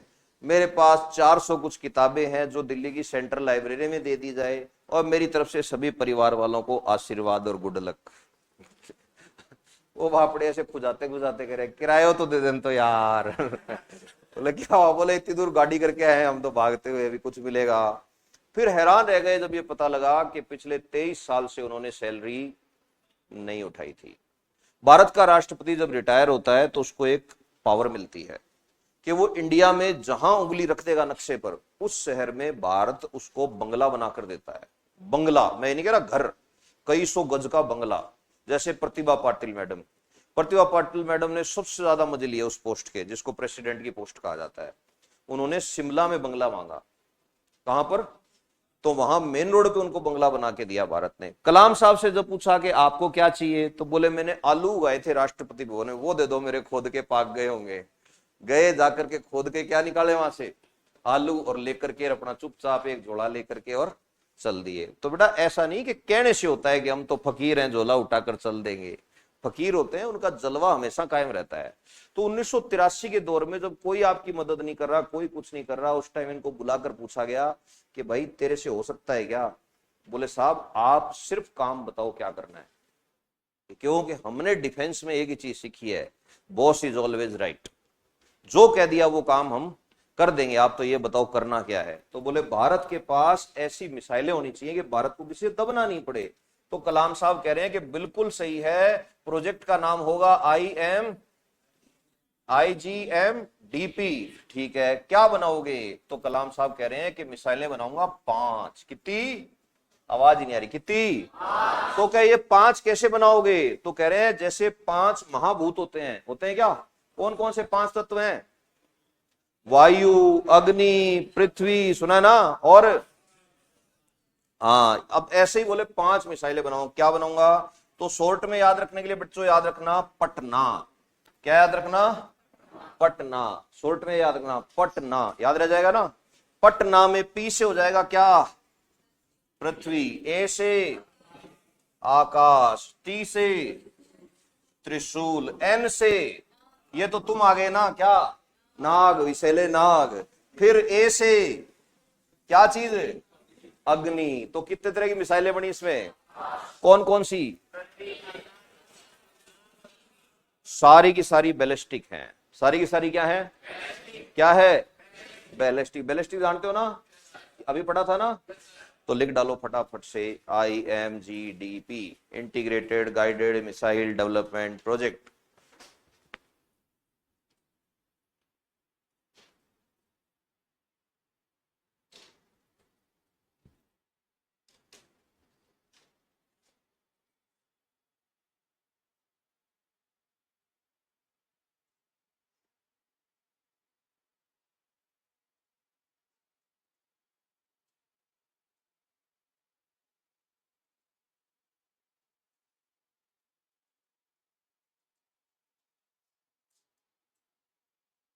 मैं आप लोगों को बहुत डांटूंगा, बहुत बेइज्जती करूंगा। तो ऐसा नहीं है कि मेरे को कोई मजा आता है, क्यों करूंगा? क्योंकि जरूरी है तुम्हारे रगड़ा लगना। तुम आ रखे हो हवा में। क्या रखे हो तुम? हवा में। तुम्हारी तो चलो बात फिर भी अलग है। एक बैच में यह हाल था, आगे आगे छोरी बैठी थी, उसे सवाल पूछ लिया कि मणिपुर का मुख्यमंत्री कौन है। भाई साहब उसको यही नहीं पता। सोचो दंगे कहां चल रहे हैं, अरे कहां चल रहे हैं, वहां का मुख्यमंत्री नहीं पता। सोचो एक छोरा बैठा था कोने के अंदर, आराम से बालों में हाथ फेर रहा था, ठीक है, बहुत सुंदर है, सारे लड़के लड़कियां बहुत सुंदर है, लड़के बहुत हैंडसम है, बहुत प्यारे हो तुम सब लोग, तुम्हारे जैसी सुनी लड़की नहीं है, तुम्हारे जैसा अच्छा लड़का नहीं है, लेकिन तुम दुनिया के सबसे बूंदी शक्ल वाले हो। अगर तुम्हें यह नहीं पता कि बताओ कौन से राज्य के राज्यपाल का पंगा चल रहा है, मंत्री को हटा दिया ना तमिलनाडु में, है ना, और अखबार में भी ऐसे कराते हो, फिर भी नहीं पता। हंसी आ रही है ना उन लोगों पर जिनको नहीं पता। ऐसे ही होता है। अब तुम लोगों को तो क्या पता है, इसलिए तुम लोग थोड़े बढ़िया हालत में हो, है ना। ऐसे थोड़ी है नहीं पता वाले हो तुम, पता है ना। हाँ यही तुम्हारी सबसे अच्छी चीज है ना देवड़ा। कई तो मैं ऐसे देखता हूँ हनुमान चालीसा चालू, सवाल ना पूछ ले मान। अरे बावड़ो तुमसे सवाल पूछूंगा, तुम्हारे रगड़ा लगे तभी तो आगे तैयार हो गए ना तुम। एक भी सवाल खाली छोड़ के नहीं आना है, एक भी सवाल खाली छोड़ के नहीं आना है। एटीट्यूड पॉजिटिव होना चाहिए। आदमी का एटीट्यूड कैसा होना चाहिए? तो कोई पूछे तुम्हारा एटीट्यूड कैसा है, अरे बोलो यार। सोच कैसी है, बोलो यार। एटीट्यूड, सोच, HIV, ये भी पॉजिटिव है। वो बोला बीच में, बोला पॉजिटिव। ये लेके जाएगा हम तू यहां से। अरे तेरे बापू को पता लग गया, घुसने नहीं देगा वो तेरे को घर में। और कॉन्फिडेंस कह रहा है पॉजिटिव। चलो लिखो भाई साहब, IGMDP, IGMDP सफल प्रोजेक्ट था। IGMDP क्या था? सफल प्रोजेक्ट था। ये 2012 में पूरा हो गया। 2012 में क्या हो गया? पूरा हो गया। इस प्रोजेक्ट से भारत को स्वदेशी बैलिस्टिक मिसाइलें मिली। कौन सी मिसाइलें? स्वदेशी बैलिस्टिक मिसाइलें मिली।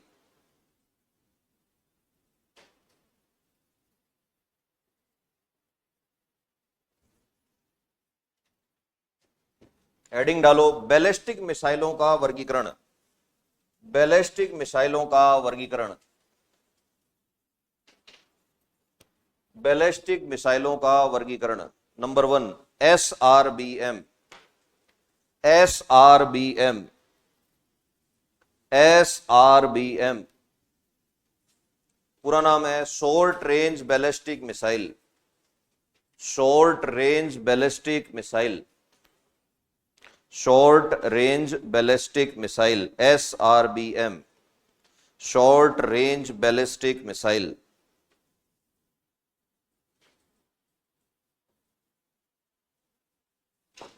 तीन सौ से 1000 किलोमीटर, 300 से 1000 किलोमीटर। तो कोई कहे कि भाई साहब हमारे तो मिसाइल की रेंज ही शॉर्ट है, तो इसका मतलब कितने तक है? 300 से 1000। ये फौजी हैं भाई साहब, इनका शॉर्ट भी लॉन्ग होता है ना। सोचो 300 किलोमीटर को क्या बोल रहे हैं? शॉर्ट रेंज, है ना। दूसरा लिखो MRBM। MRBM क्या आएगा? Medium range ballistic missile. Medium range ballistic missile 1000 से 3500, 1000 से 3500 किलोमीटर।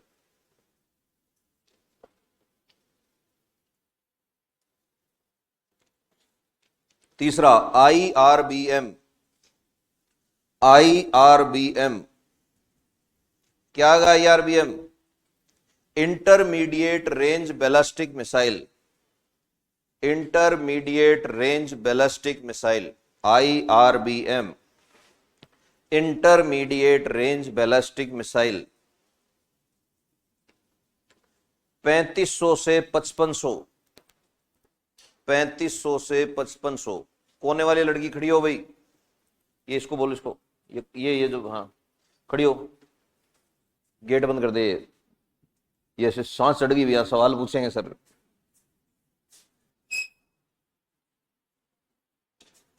हाँ जी, इंटरमीडिएट रेंज बैलिस्टिक मिसाइल 3500 से 5500, 3500 से कितना, 5500, 5500।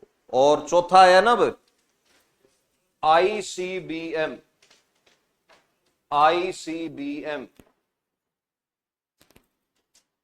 Intercontinental ballistic missile, intercontinental ballistic missile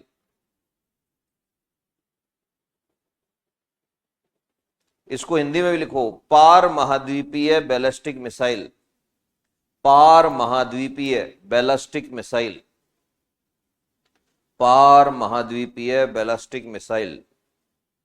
range लिखो 5500 किलोमीटर से, क्या भाई, हाँ भाई ज्यादा, 5500 किलोमीटर से क्या है इसकी रेंज, ज्यादा। अब देखो इधर, इसका नाम ये क्यों पड़ा, पार महाद्वीपीय, दिख रहा है क्या गोला ये, अरे दिख रहा है क्या, ये हमारी है पृथ्वी, क्या है हमारी पृथ्वी। पृथ्वी की त्रिज्या कितनी है, 6371 किलोमीटर के लगभग, इतनी है। अब 6371 किलोमीटर। अब इस त्रिज्या वाली पृथ्वी में आपको पता है भारत यहां कहीं पर है, तो यहां से अगर आप क्या लॉन्च कर रहे हो, ICBM लॉन्च कर रहे हो, तो क्या आप अमेरिका को उड़ा सकते हो क्या, अरे बोलो क्यों, क्योंकि कोई भी चीज होगी कितने किलोमीटर में होगी, 6300 कुछ में, इतने में तो होगी। तो यहां बैठे बैठे यूरोप उड़ा सकते हो क्या, अरे बोलो, तो यहां बैठे बैठे अफ्रीका, तो दूसरे महाद्वीप उड़ा रहे हो क्या तुम, ऑस्ट्रेलिया उड़ा सकते हो, इसलिए इसका नाम क्या है, पार महाद्वीपीय मिसाइल। भारत की एकमात्र पार महाद्वीपीय मिसाइल जो ICBM, नाम है साहब क्या, अग्नि 5, लिख डालो इसको यहीं पर। भारत की ICBM कौन है, अग्नि 5, अग्नि 5, अग्नि 5।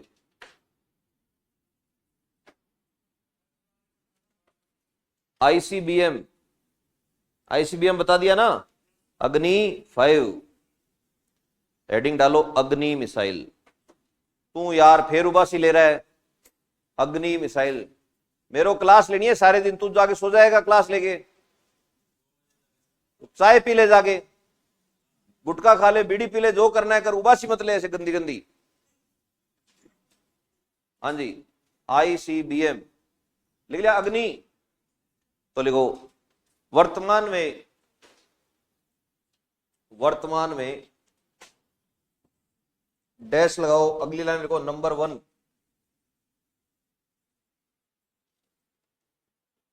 अग्नि 1, अग्नि 1। रेंज लिखो 700 से 900 किलोमीटर, 700 से 900 किलोमीटर।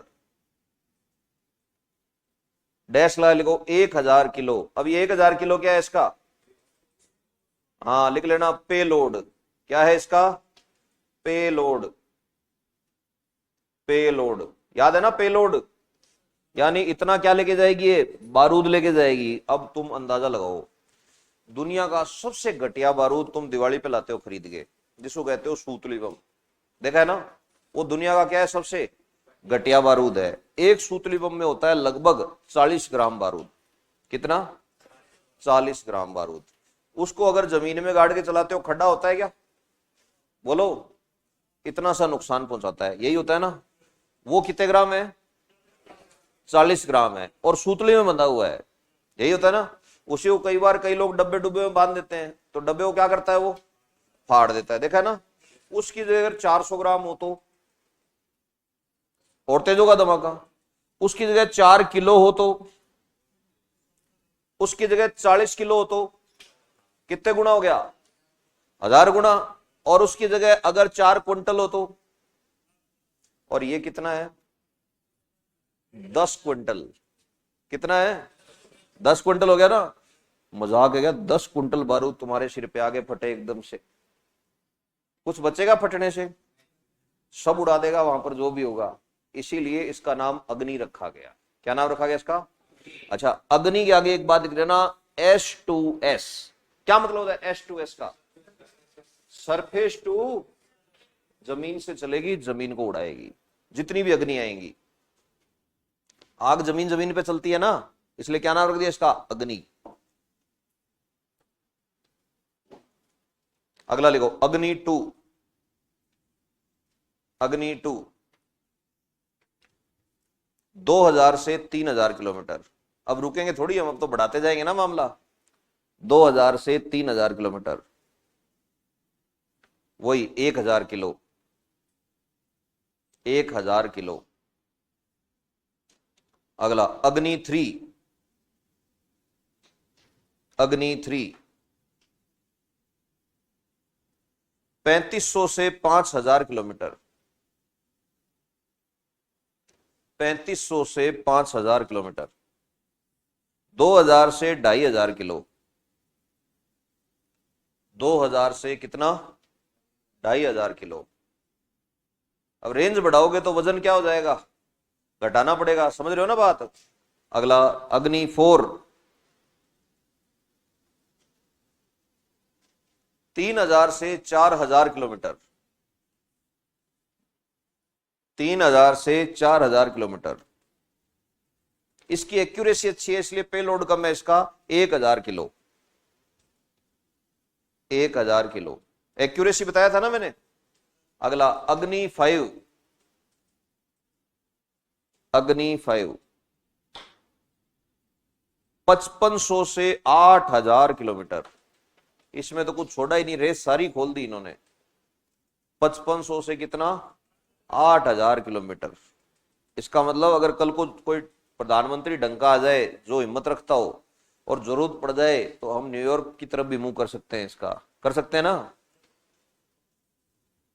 1500 kilo, 1500 kilo. नोट लाए लिखना, अग्नि 5 MIRV है, MIRV है।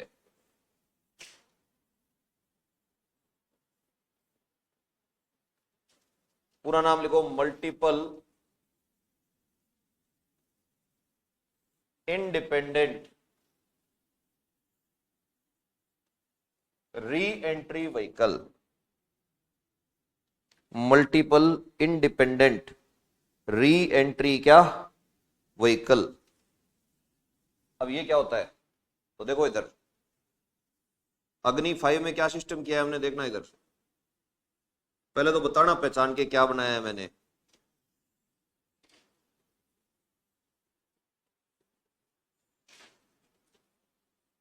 ये कौन सा बॉक्स है, बोलो, याद है ना, प्रणोदक, या क्या कहते हैं इसको, प्रोपेलेंट।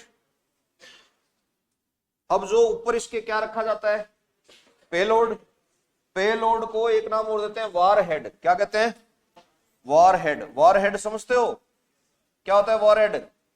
जो युद्ध में काम आएगा, विनाश करेगा जो। तो इसमें वार हेड जो है ना, वार हेड ऐसे हैं,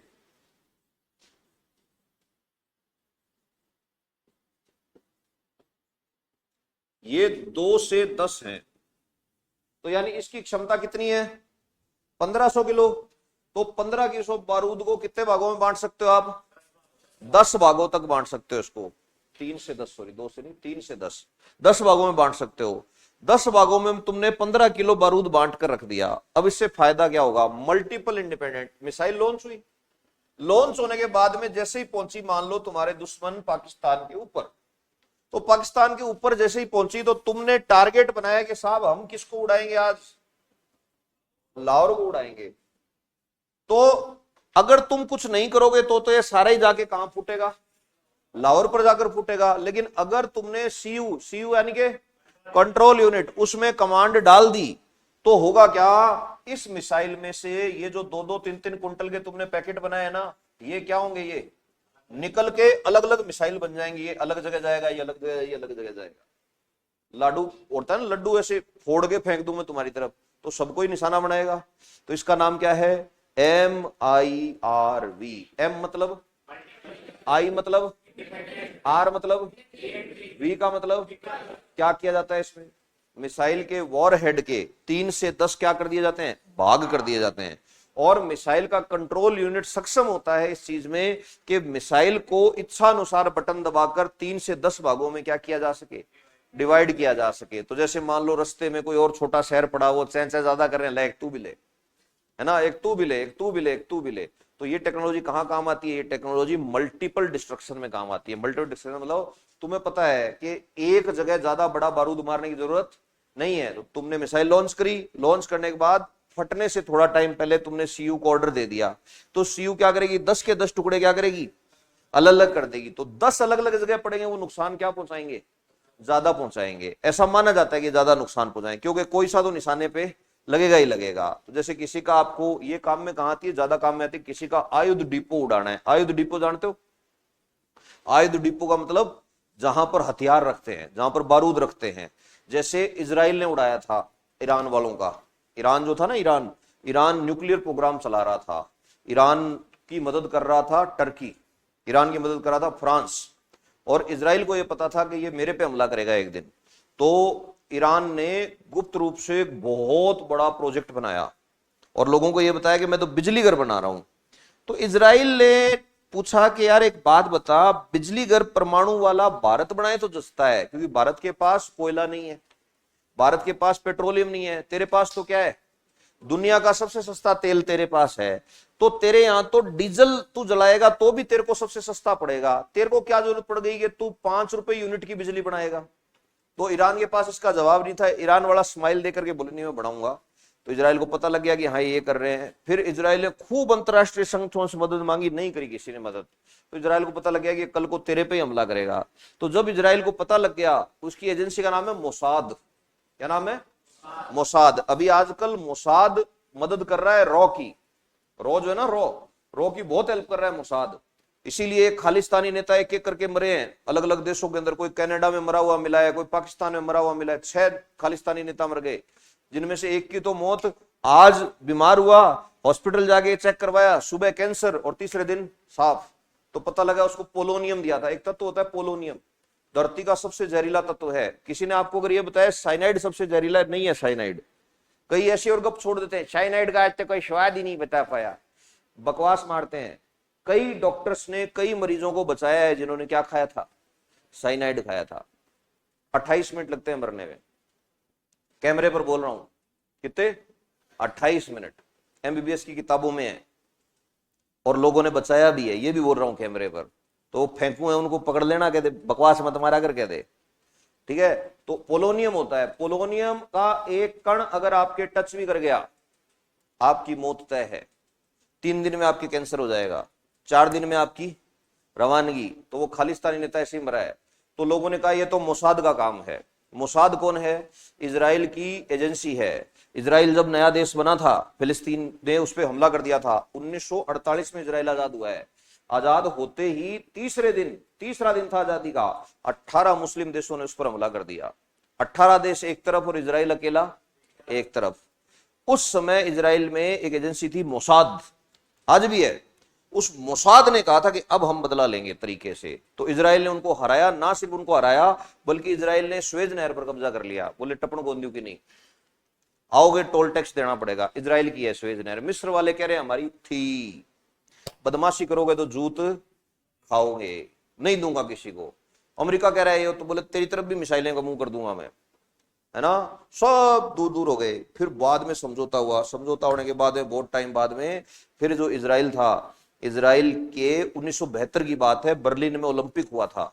तो बर्लिन के ओलंपिक में सुबह सुबह 3 या 4 दिसंबर की बात है, उस समय इजराइल का जो टीम रुकी हुई थी, इजराइल की कुश्ती वाली और ये टीम थी, उस टीम पर हमला किया गया और फिलिस्तीनी आतंकवादियों ने इजराइल के खिलाड़ियों को बंधक बना लिया। तो इजराइल ने जर्मनी को फोन किया कि भाई देखो, उस समय जर्मनी के 2 टुकड़े हो गए थे, वेस्ट जर्मनी और ईस्ट जर्मनी। विश्व इतिहास पढ़ा है तो ही ध्यान होगा, नहीं तो बस इतने मान लो कि 2 टुकड़े हैं। तो वो जो वेस्ट जर्मनी था, उस वेस्ट जर्मनी को फोन किया कि भाई ये गलत हो रहा है, खिलाड़ियों के साथ ऐसा नहीं होना चाहिए। तो उन्होंने बंधक बना लिया और वो कह रहे हैं कि हमारे साथियों को इजराइल छोड़ेगा तो ही हम क्या करेंगे, तुम्हारे खिलाड़ियों को छोड़ेंगे। और बात करते करते 3 या 4 खिलाड़ी और कोच उन्होंने मार दिए।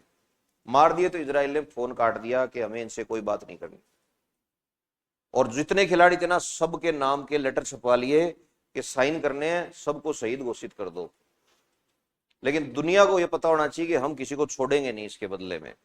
फिर उसके बाद में 2 या 3 घंटे बाद जर्मनी कह रहा है कि हम एक ऑपरेशन चलाना चाहते हैं। तो इजराइल ने कहा कि चला लो। ऑपरेशन चलाया, उस ऑपरेशन के अंदर असफल रहा ऑपरेशन, और सारे खिलाड़ी क्या किए, उन्होंने उनके मार दिए। किनके?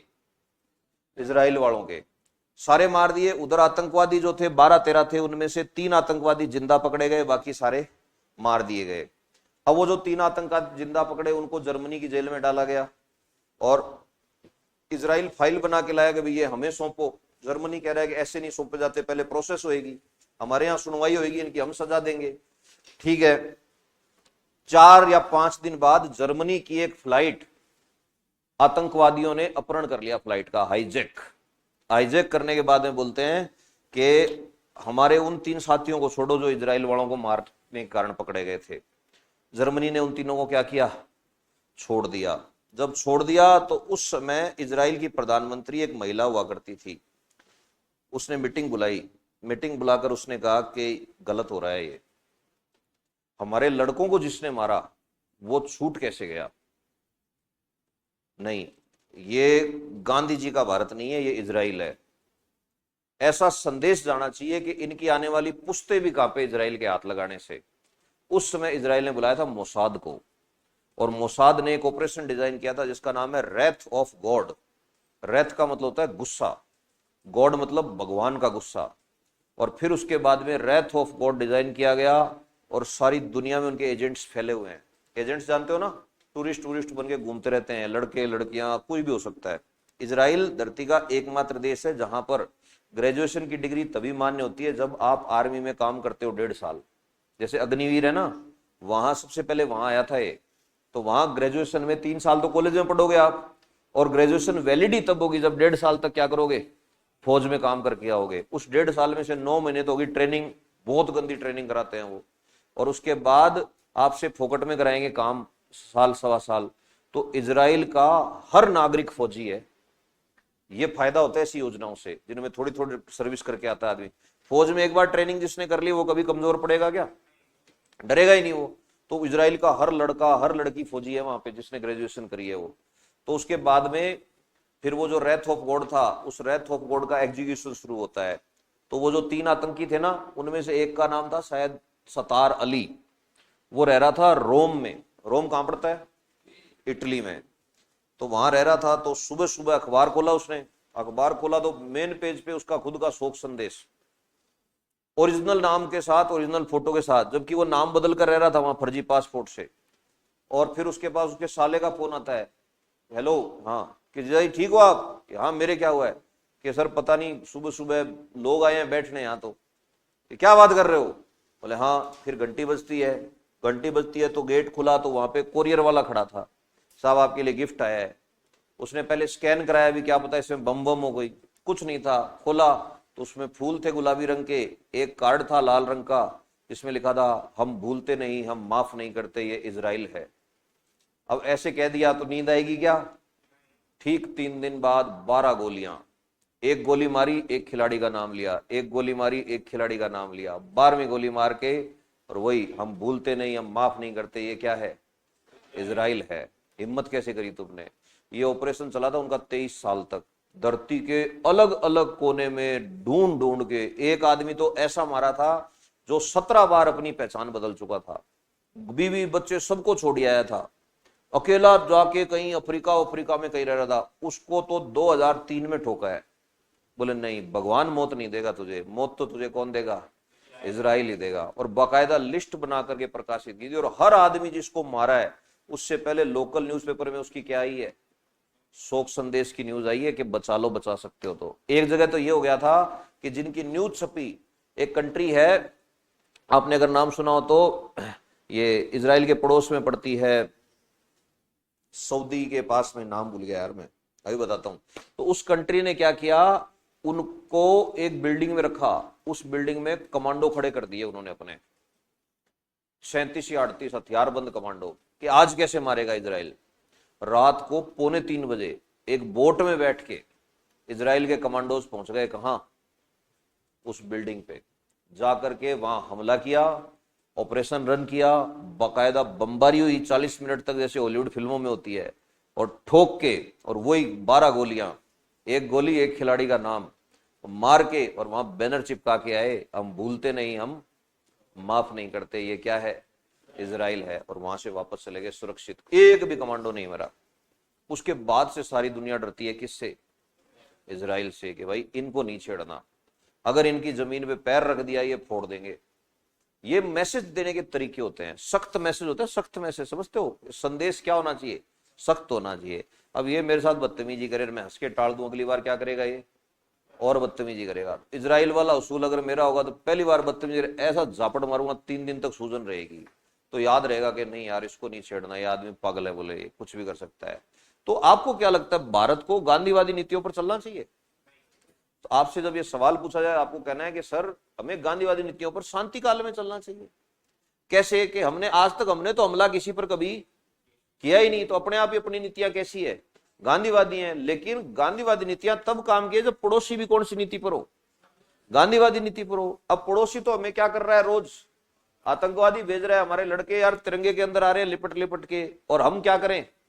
चुपचाप बैठे रहेंगे, एक पत्थर मारे तो दूसरी गाड़ी क्या कर दो, आगे कर दो। नहीं, ऐसा नहीं होगा।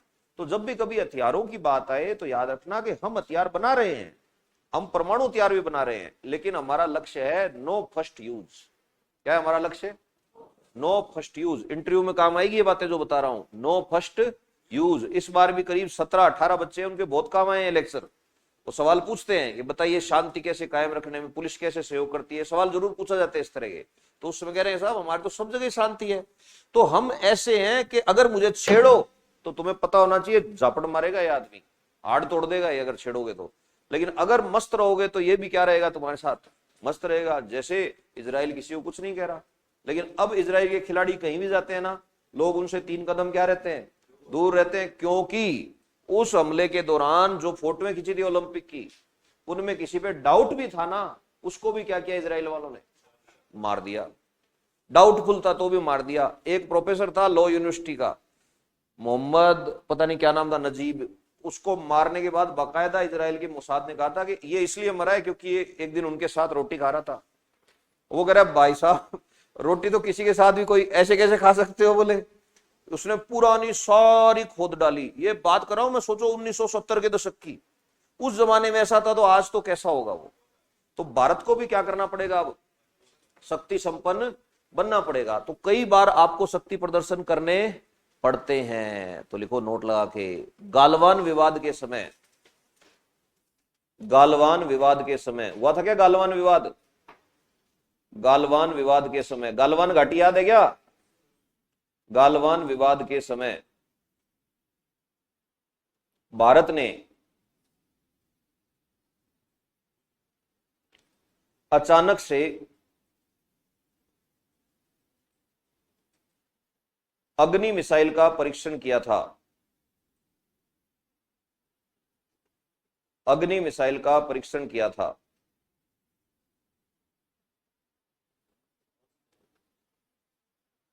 इस परीक्षण को चीन के विरुद्ध, चीन के विरुद्ध क्या माना गया भाई, शक्ति प्रदर्शन माना गया। शक्ति प्रदर्शन क्या किया गया, माना गया। देखो MIRV तो लिख लिया ना तुमने? अरे लिख लिया ना? ठीक है। अब देखो, अग्नि 5 बहुत बड़ी मिसाइल है, मानते हो क्या? कितने किलोमीटर रेंज है? ये 2012 में बनाई तुमने, ठीक है। बनाने के बाद में बैठे रहे बैठे रहे बैठे रहे, फिर थोड़े दिन पाकिस्तान ने परेशान किया, तो परीक्षण कब किया तुमने? 2018।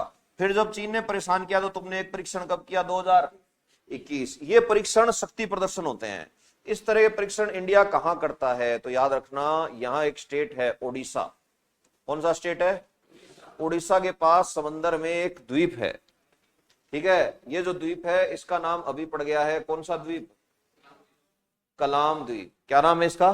कलाम द्वीप, APJ अब्दुल कलाम की याद में। वैसे इसका नाम पुराना हुआ करता था व्हीलर द्वीप, ये पुराना नाम था। इस व्हीलर द्वीप से हमने मिसाइल को फायर किया लगभग 5000 किलोमीटर की रेंज पर। तो 5000 किलोमीटर दूर समंदर में छोड़ा जाता है एक डमी जहाज।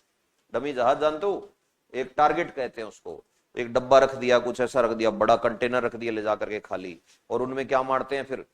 मिसाइल मारते हैं। तो वो मिसाइल मारते हैं तो सारी दुनिया देखती है ना, तो देखती है तो चीन वाले अपने आप सैनिकों को पीछे हटा लेते हैं। बोले क्यों? बोले आज ये डब्बे पर मार रहे हैं, कल इनका मूड हो गया क्या हमारा अगर संघाई पर मारा तो।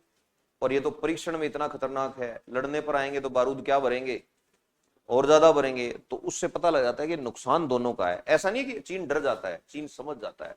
दो शक्तिशाली लोग कभी भी झगड़ा नहीं करेंगे। जैसे आपने नोटिस किया होगा, झगड़ा गरीबों के मोहल्ले में ज्यादा होता है, एग्री? अमीर लोग आपस में लड़ते कम हैं। क्यों नहीं लड़ते हैं? एग्जैक्टली। अब जैसे मेरा बहुत कम होता है झगड़ा, उसका कारण है मुझे पता है झगड़े में दोनों का नुकसान है। कैसे? एक मरेगा एक जेल जाएगा। झगड़े का मतलब ये होता है, या तो लड़ो ही मत, लड़ लिए तो फिर क्या होना चाहिए? कत्ल। उससे कम तो मतलब क्या है? 4 थप्पड़ मार दिए क्या झगड़ा हो गया? झगड़ा थोड़ी है ये। झगड़ा 3 पीढ़ी तक ध्यान रहना चाहिए कि दादाजी कहाँ हैं, कि वो तो कभी कभी आते हैं, शादी ब्याह होता है। क्यों? बोले 20 साल की हो रखी है उनको। कि क्यों? कि एक बार क्या हो गया था उनका? झगड़ा हो गया था। और तेरे दादाजी कहाँ हैं? बोले वो फोटो में। बोले वहां क्यों है? बोले मेरे वाले ने उनके साथ क्या किया था? झगड़ा किया था। तो दोनों परिवारों को याद है ना, शक्तिशाली थे। इसलिए कमजोर आदमी क्या करता है? रोज दारू पी के घूमर करते हैं ना, तेरी ऐसी तैसी, ये वो फलाना ढिवाना, गाड़ काट ली, ये कर लिया। 2 घंटे बाद माछर खाने बंद हो गए, जब सो गए दोनों के दोनों, सुबह उठ के बीड़ी गया। वो कहते हैं उनकी। छोटे देश जल्दी लड़ते हैं, बड़े देश लड़ने में हमेशा पीछे हटते हैं। जैसे चीन और भारत लड़ेंगे नहीं। अब क्यों नहीं लड़ेंगे? दोनों शक्तिशाली हैं। पहली चीज दोनों शक्तिशाली हैं। दूसरी चीज दोनों को पता है कि नुकसान बहुत है लड़ाई में। क्यों है? क्योंकि इस समय दोनों की अर्थव्यवस्था बहुत पावरफुल है। तो बजाय लड़ने के क्या कमाओ? पैसा कमाओ। और इतना पैसा कमा लो कि लड़ने के लिए आदमी रख लो। जैसा कि मैंने अभी बताया, बेवकूफ आदमी जिम में जाके मेहनत करेगा, समझदार आदमी दिमाग का काम करेगा। तो जो जिम में मेहनत कर रहा है वो किसके गेट पे खड़ा होगा? दिमाग वाले के यहाँ। नहीं देखे? गेट पे खड़ा रखते हैं। बोले ये कौन है? बोले ये वो है जो 5 घंटे रोज पुशअप मारा करता था। आज क्या करता है? बोले मेरे लिए गेट खोलता है। क्यों? कि मेरे को पता था कि जमाना दिमाग का है, इसलिए मैंने मेहनत किस पर की? दिमाग पर की। ऐसे ही तो जब भी बात आए कि अग्नि 5 का अंतिम परीक्षण कब हुआ? कब हुआ? 2000। कहां से हुआ? आजकल नाम क्या है इसका? बनी कब थी पहला परीक्षण? और दूसरा 2021 के अंदर। सबसे शक्तिशाली मिसाइल है, MIRV है। क्या है? MIRV है। इतनी बात लिख लो, बाकी की बातें अगली क्लास में करें। आज कम पढ़ेंगे अपन थोड़ा, आज जल्दी छोड़ रहा हूं। देखो, हाँ, आवाज नहीं आ रही यार, जोर से बोल, आवाज नहीं आ रही, सुन नहीं रहा।